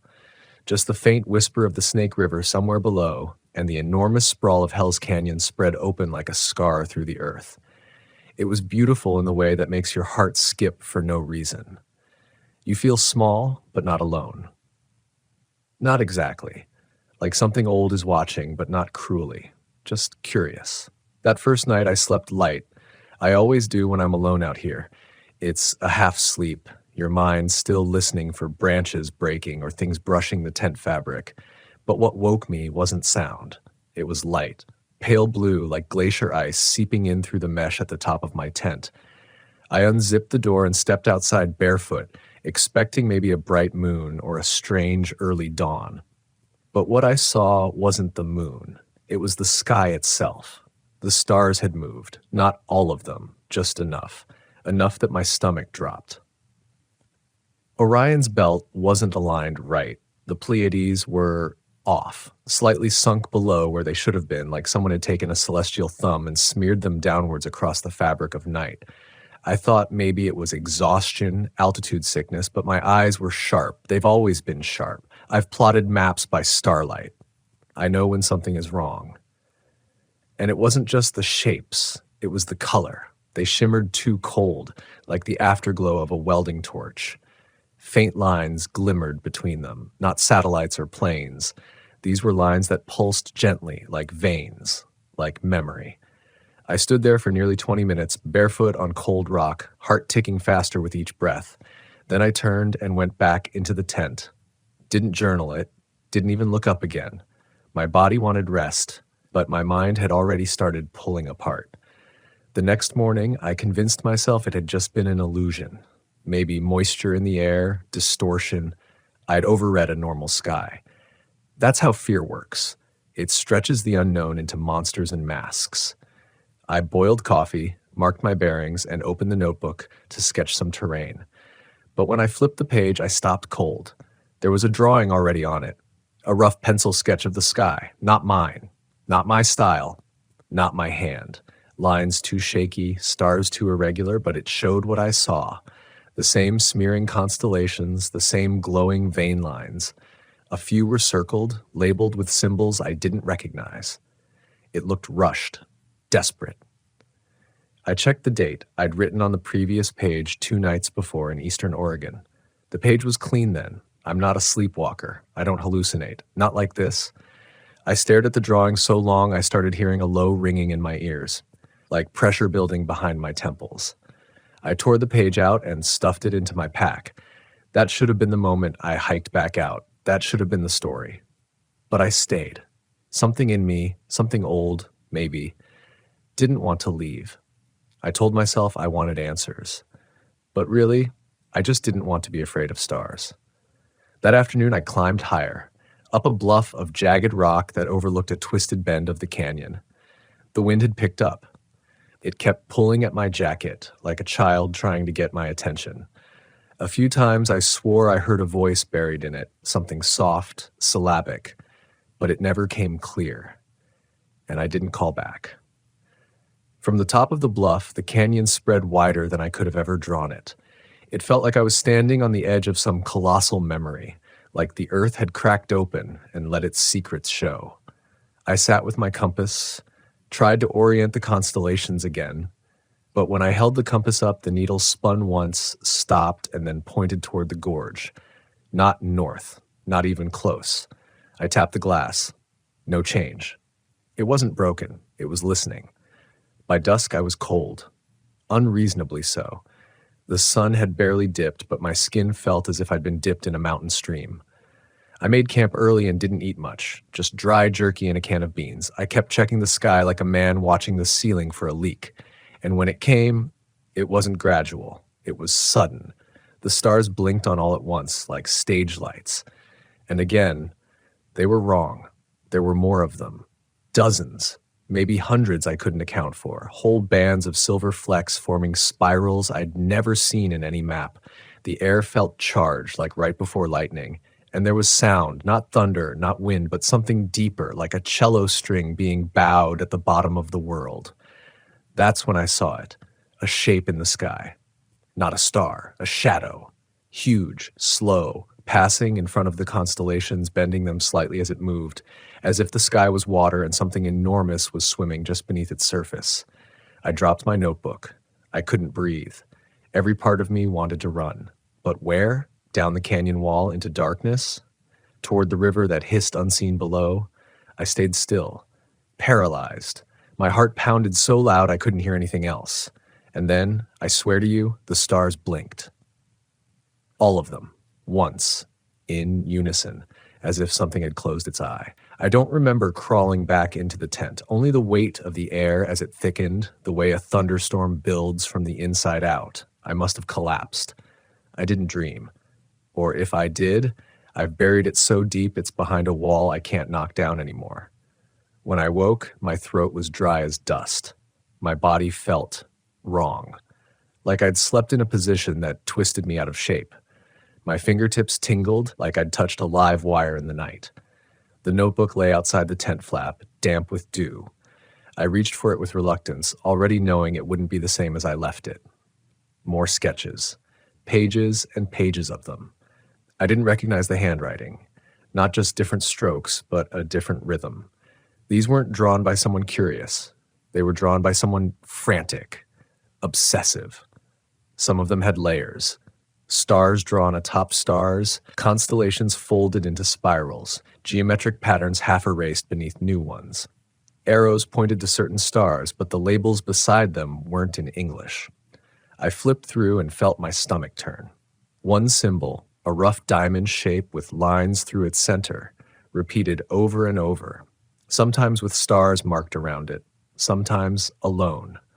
Once drawn in thick graphite across a whole page, as if trying to drown something out with blackness. I threw the book back into my pack like it had burned me.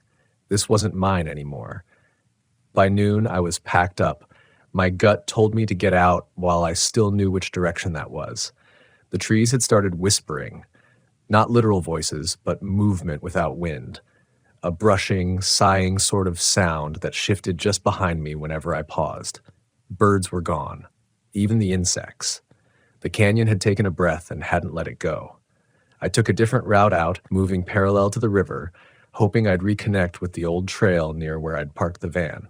But every time I thought I was nearing a familiar switchback, the terrain changed. Rocks where there had been grass, shrubs where there'd been none. My compass, the one Dad gave me, was spinning again. Worse now, like it couldn't decide whether north was even real anymore. I started to sweat. My legs ached. My mouth was dry again, like I'd never drunk that morning's water. I felt small, as if the canyon had somehow grown bigger while I slept. It felt alive in a way no land ever should, like it had expanded to keep me in. I sat on a stump to rest. That's when I heard it. My name. Once. Soft, spoken in a voice that was almost my own. I froze. Then I heard it again. Not an echo. Not the trees. It came from behind the ridge to my left, from a cleft in the rock I hadn't seen before. A dark gash in the cliffside, maybe 6 feet wide, hidden by brush, as if the land was ashamed of it. I should have run. I should have plugged my ears and moved as fast as I could back toward civilization. But fear doesn't always look like sprinting. Sometimes it looks like curiosity, like paralysis. I got up and walked toward it. Each step closer made the world quieter, like sound was being swallowed. Even the crunch of my boots faded into a dull, muffled scrape. I stepped inside that crevice and instantly knew I'd made a mistake.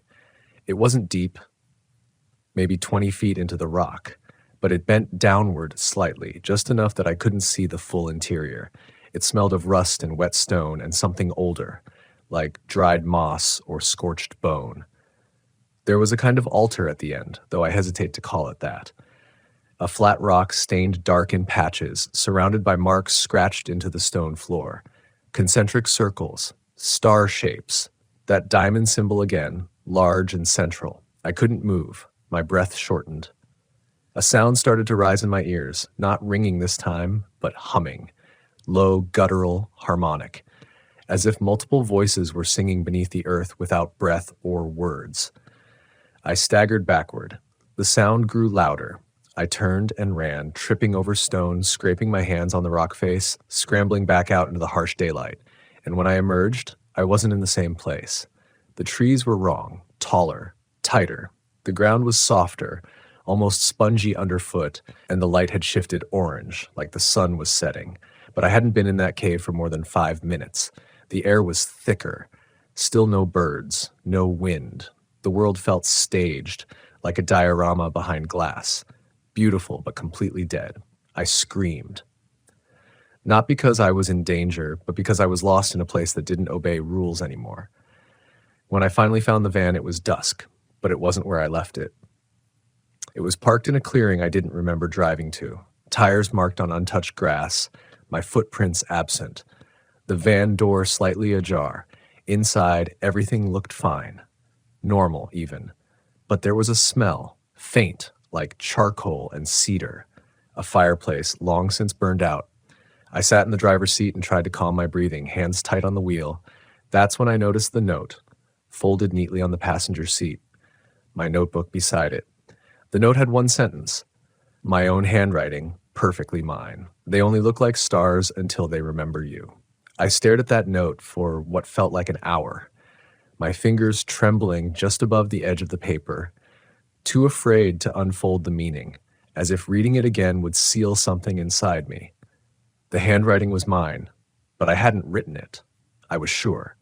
I would have remembered. The pressure of the pen, the sound of graphite scratching against paper, the weight of those words. And yet, the muscle memory of the script was perfect. The exact curve of my lowercase r, the way I crossed my T just slightly off center. I even checked the back of the paper for indentations. There were none. It was clean, like it had been written by me in another time, another version of me that had already been here, or hadn't left. The van started without hesitation, but when the engine rumbled to life, the radio turned on by itself. I hadn't used it in weeks. The volume low, just barely audible over the purr of the motor, and what played wasn't music. It was static. A low rhythmic static that seemed to pulse in and out, almost like breathing. I killed the volume and left it off. Drove. Didn't care where. Just moved, one dirt road feeding into another, rocks popping under tires, moonlight trickling down through pine branches like spilt milk. I didn't stop to eat, didn't stop to drink. Only when I saw the faint glow of a gas station out near Cambridge did I let the van coast to a stop. The place was half dead, one fluorescent bulb flickering like it had a nervous twitch, and a Coke machine buzzing just loud enough to make the hairs on your arms stand. I must have looked wild.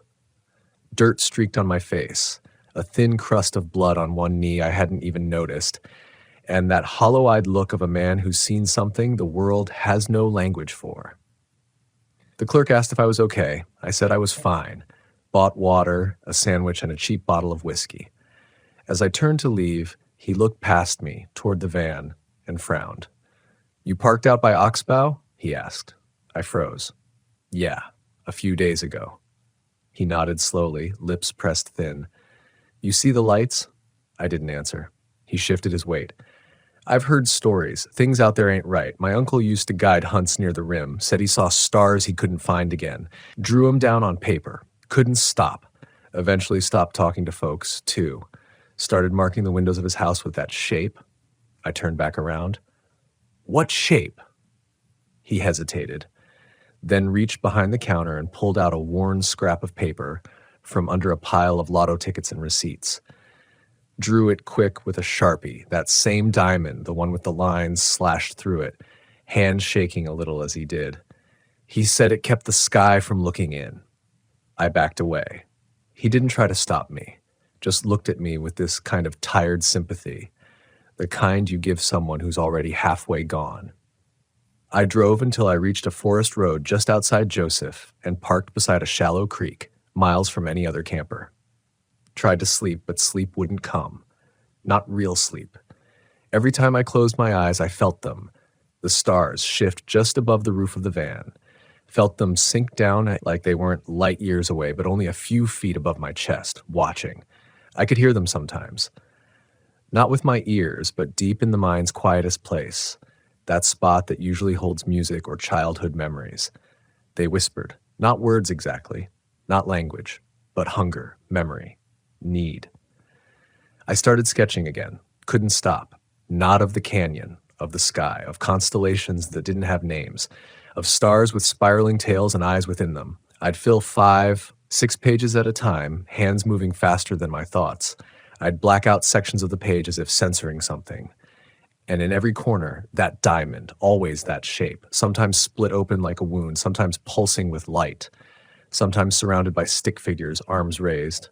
The more I drew, the more I remembered. Not events, not days, but feelings like I had been here before, like I had become part of something enormous, old and buried under the bones of the land. And the strangest thing, I didn't want to leave anymore. Part of me was starting to crave it, the cold clarity, the silence of it, the pull of the sky that no longer obeyed reason. But I knew what that meant. That's how it gets you.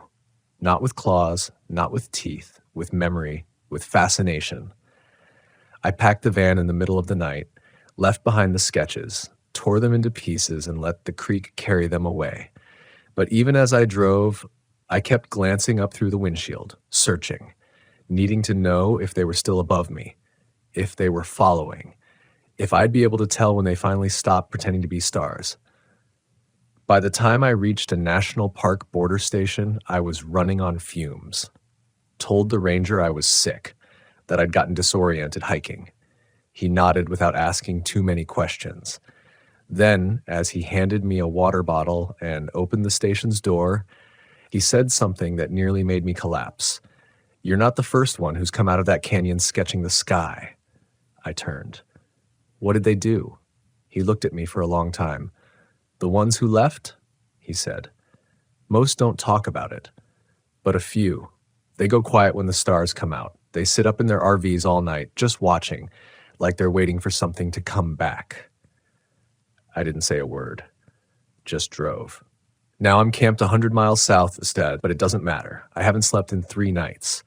Every time I close my eyes, I feel the pull again, like a cord stretched through my chest to somewhere deep in that canyon, somewhere older than names. And last night, I swear I saw it. One of those false constellations, hovering just above the tree line, not rising. Sinking, just like before. They're not stars, they're memories, they're markers, and they've remembered me. I tried to outrun it. For days, I kept the van moving, Idaho to Utah, Utah into Arizona. I stuck to back roads, gas stations where the lights barely worked, places where nobody looked you in the eye too long. I thought maybe I could outdrive memory, but it doesn't work like that. It isn't the canyon that stays with you, it's what followed you out of it. I started seeing that symbol everywhere. At first, I told myself it was just my brain hunting for patterns. You see what you fear. A cluster of cracks in the pavement, a reflection in a road sign, the way headlights scatter on a wet windshield. But then I started finding it carved into things. Gas pump handles, the back of a bathroom mirror at a remote RV park, scratched lightly into the wood of a picnic table in Sedona. Not deep enough for anyone else to notice unless you were looking, but I was always looking. And the worst part? Some of them were fresh. I couldn't eat anymore. My hands trembled when I poured coffee. I lost weight. The nights got longer even though the calendar swore they shouldn't.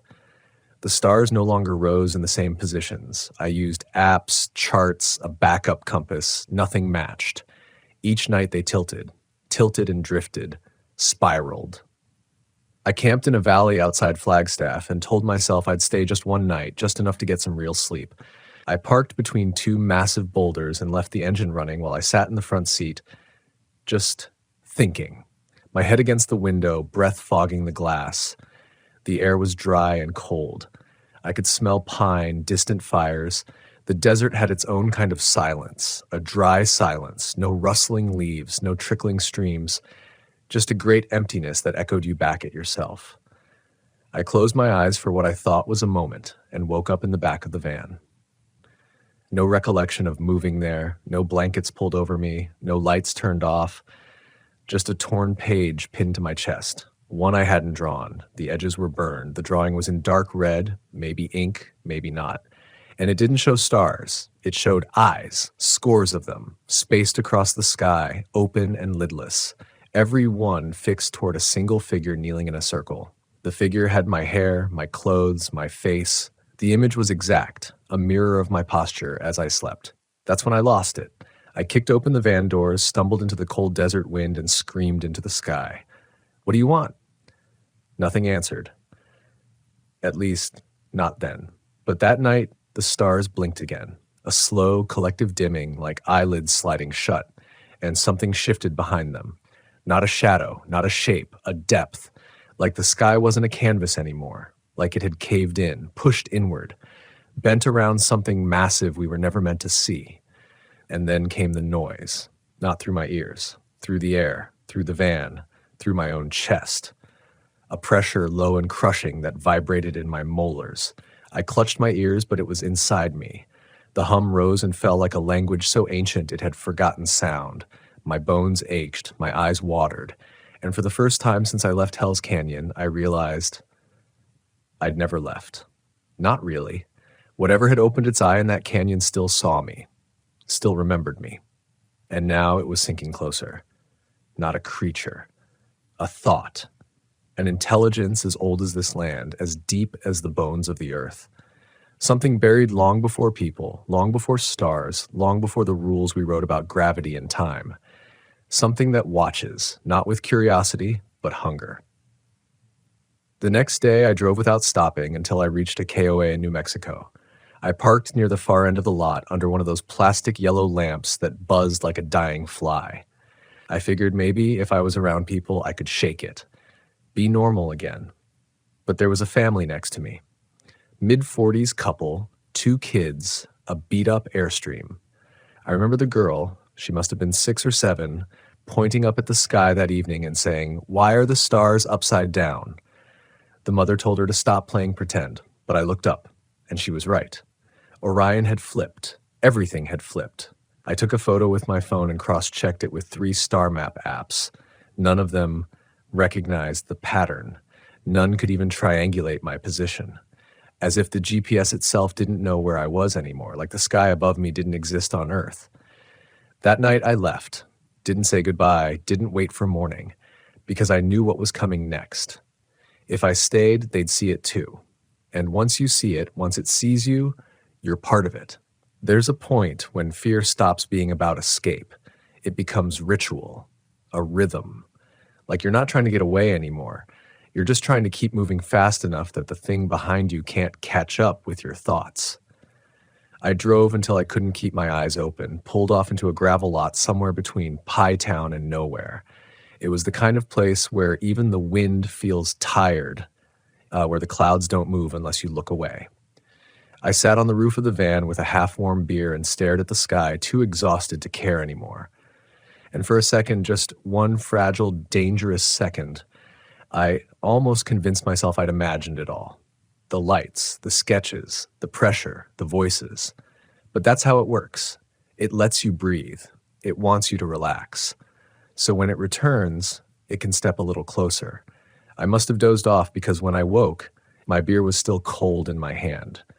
The sun wasn't up, but the stars had dimmed, just slightly, as if dawn had changed its mind.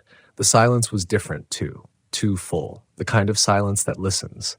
And that's when I saw it again, not in the sky, on the ground, reflected in the windshield of the van. The constellations, they were below me, exactly mirrored, glowing faintly in the gravel, perfectly still, like the world had flipped, like I was standing on the wrong side of the sky. I dropped the beer. It shattered, but the sound didn't echo, didn't even seem to exist outside my ears. I climbed back into the van and locked every door. Why? I don't know. You can't lock out something that lives in perception.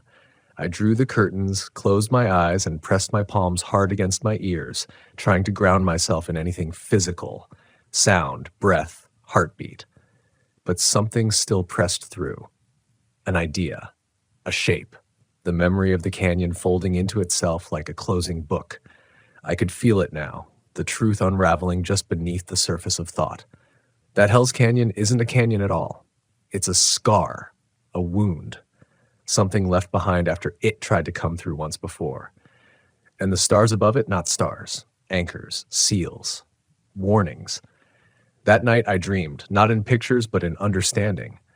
The kind of knowing that skips language and drills straight into bone. I saw the land before it had a name, before rivers cut through it, before any sky had stars. There was only dark and thought and hunger and the shape, that damn shape, carved not into stone, but into time. And I saw others, human, like me, camped in different places in different years, some driving Winnebagos, others sleeping in tents under firelight, all of them drawing, sketching, writing, hearing their names whispered by things that never had lungs. This isn't new. It's old, and it's getting closer. I woke gasping, shirt soaked in sweat, lungs tight like I'd been screaming through the night. But my throat didn't hurt. I hadn't made a sound. Something had screamed through me. I drove again. Didn't even know where. Just away, north, into Colorado, through Durango.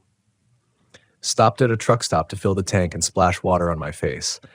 I stood at the mirror of that filthy restroom, palms on porcelain, and for a long moment I didn't recognize the man staring back, not because of the beard growth or the sunburn, but because the eyes weren't mine anymore. They were wider, fixed, and they didn't blink when I did. I leaned closer. The mirror fogged only slightly when I breathed. My reflection didn't move quite in sync. And then I saw it, just for a second, a faint pattern rippling across the glass. The diamond, over my chest, flickering like heat lines. I ran, didn't grab food, didn't even zip my coat. Just bolted to the van and got back on the road. The clouds overhead swirled in slow, unnatural spirals. The highway stretched longer than it should have. At one point, I passed the same green mile marker 3 times. I wasn't on a road anymore. I was in it, inside something. It had grown around me. And then the radio turned on again. No hand on the dial, no power button pressed, just static. And underneath, a voice. Mine. Whispering back the sentence from the note I never wrote. They only look like stars until they remember you. Only this time it continued. And once they remember, they come to collect what was promised. I pulled off at a rest area outside Trinidad, Colorado. It was close to midnight, but the lot was empty except for a single truck idling under a street lamp. I parked as far from it as I could, not because I was afraid of the driver, but because I didn't want it jumping hosts. You start thinking like that after a while, like whatever's chasing you might just need another vessel, someone fresher, someone who hasn't been staring at warped constellations for weeks, forgetting how their own name feels in their mouth. I climbed in the back and shut the curtains, careful not to look up the sky. Because the sky didn't feel like sky anymore. It felt like a lid, a living surface, and it was sinking lower with every hour. I had the notebook again. I don't remember picking it up, but there it was on the passenger seat, perfectly dry despite the snow melt from the Rockies still dripping off the tires. I flipped it open, all blank, every page, even the ones I'd filled weeks ago, gone. Just that faint smell of cedar and smoke clinging to the binding like a ghost that wouldn't fade. And then I heard scratching, not loud, not sharp, just a slow, steady stroke, like a pencil across paper. I froze, held my breath. It was coming from the floor of the van, under the mattress, under the metal, right beneath me. Something was writing. I leapt forward, opened the side door, and spilled out into the snow-packed gravel. My breath steamed in the air, and my ears were ringing again. Not from sound this time, but from memory. Something I wasn't supposed to hold. Something pushing against the seams of what a person's allowed to remember. I stood there, barefoot in the dark, gravel slicing into my feet, and looked up. I shouldn't have, but I did. The stars were in a perfect spiral now, not random, deliberate. And at the center of the spiral, there was an absence, not a dark star, not a cloud, an absence, like something had punched a hole through the night, and behind it was not black, not even space, just awareness, watching, waiting, inviting. And I understood something I hadn't until then. The sketches, the patterns, the symbols, they weren't warnings. They were invitations, coordinates, beacons, not to keep things out, but to guide them back in. We've been looking at the stars all our lives, assuming they're safe because they're distant, but they're not distant. They're patient. And now they're done waiting.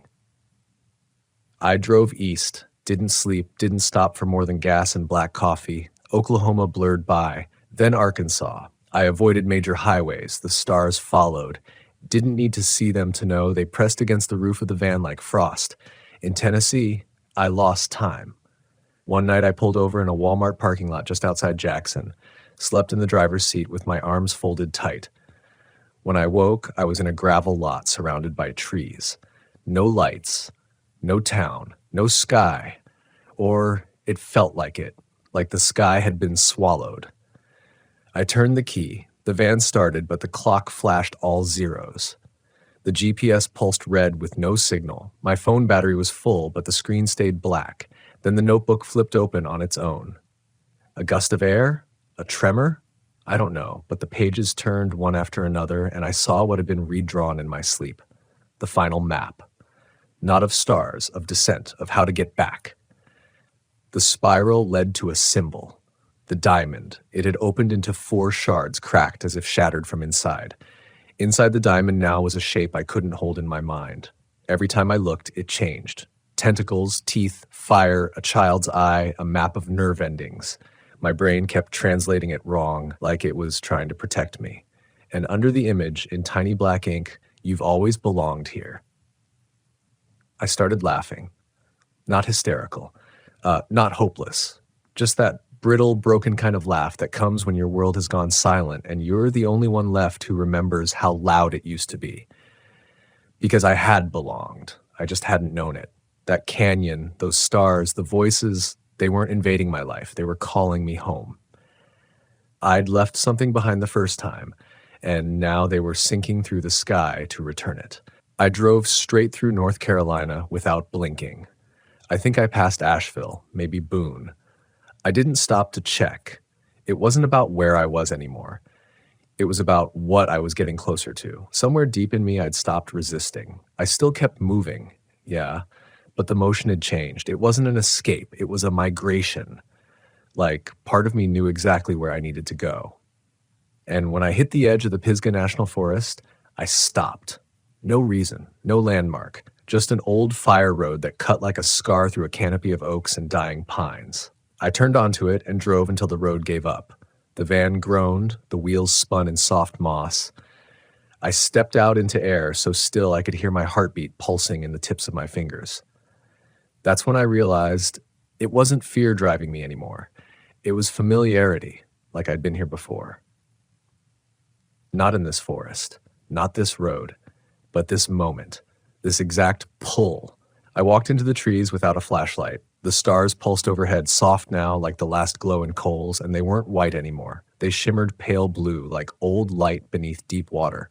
The trees opened into a clearing I hadn't expected. No grass, just stone.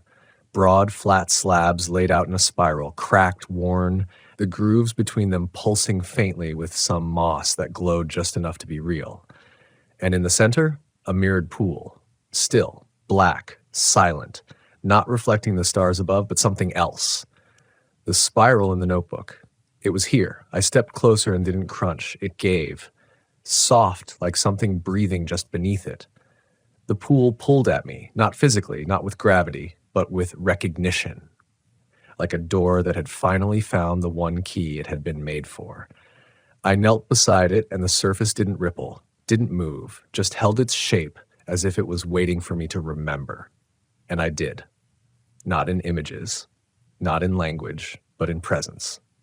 The first time I walked through Hell's Canyon, I hadn't just camped there. I had crossed. I had seen them.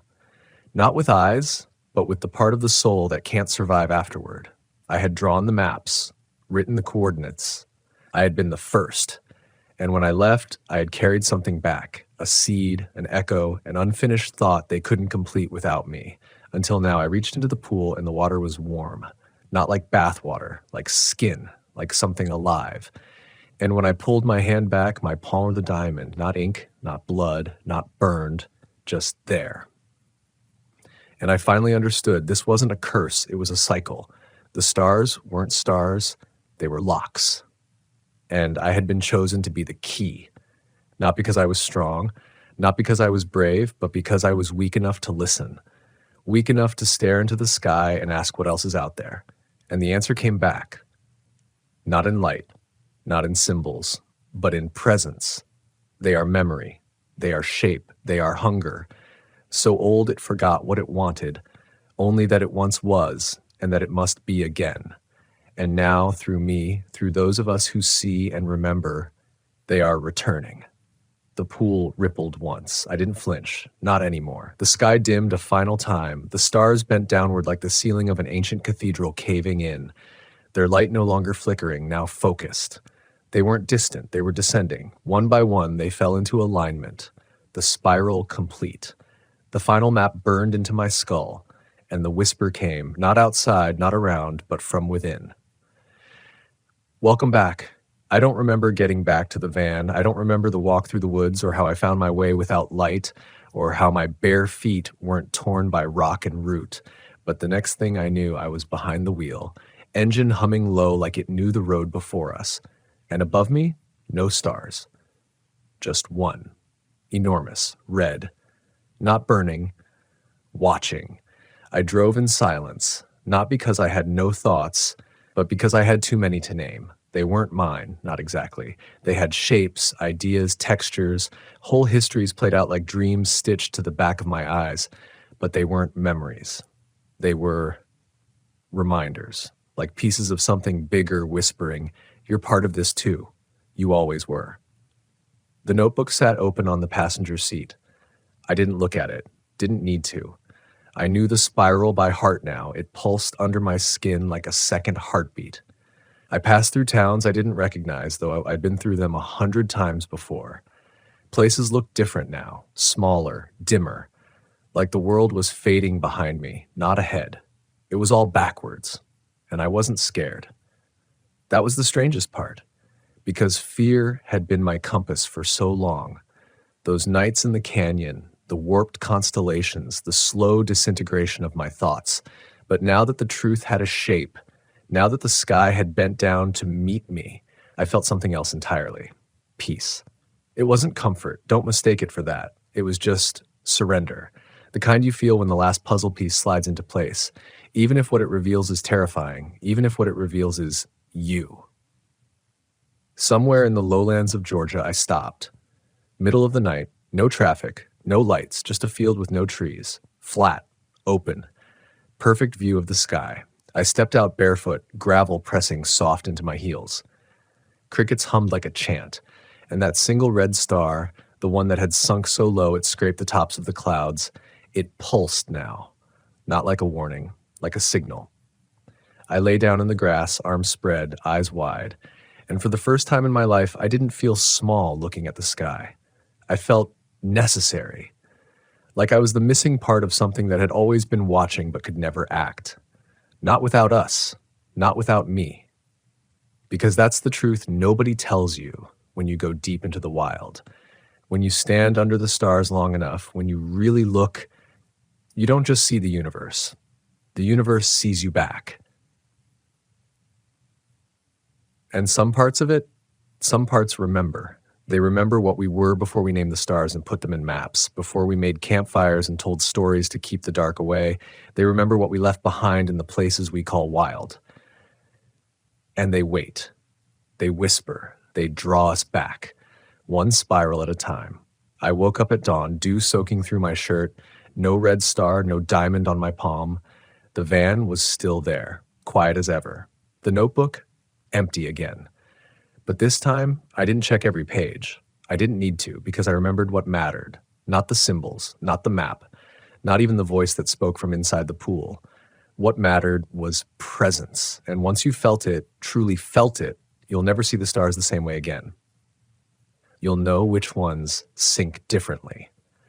You'll feel the pull when you're alone in your RV, parked in the woods, lying beneath the open sky. And you'll wonder if that flicker you just saw wasn't just a shooting star, but the first piece of something returning, something ancient, something vast, something that remembers you. So if you're ever camping alone, really alone, don't follow the spiral. Don't draw what you see. Don't try to name the patterns overhead, because the stars in Hell's Canyon don't shine. They watch. And once they see you, they never look away.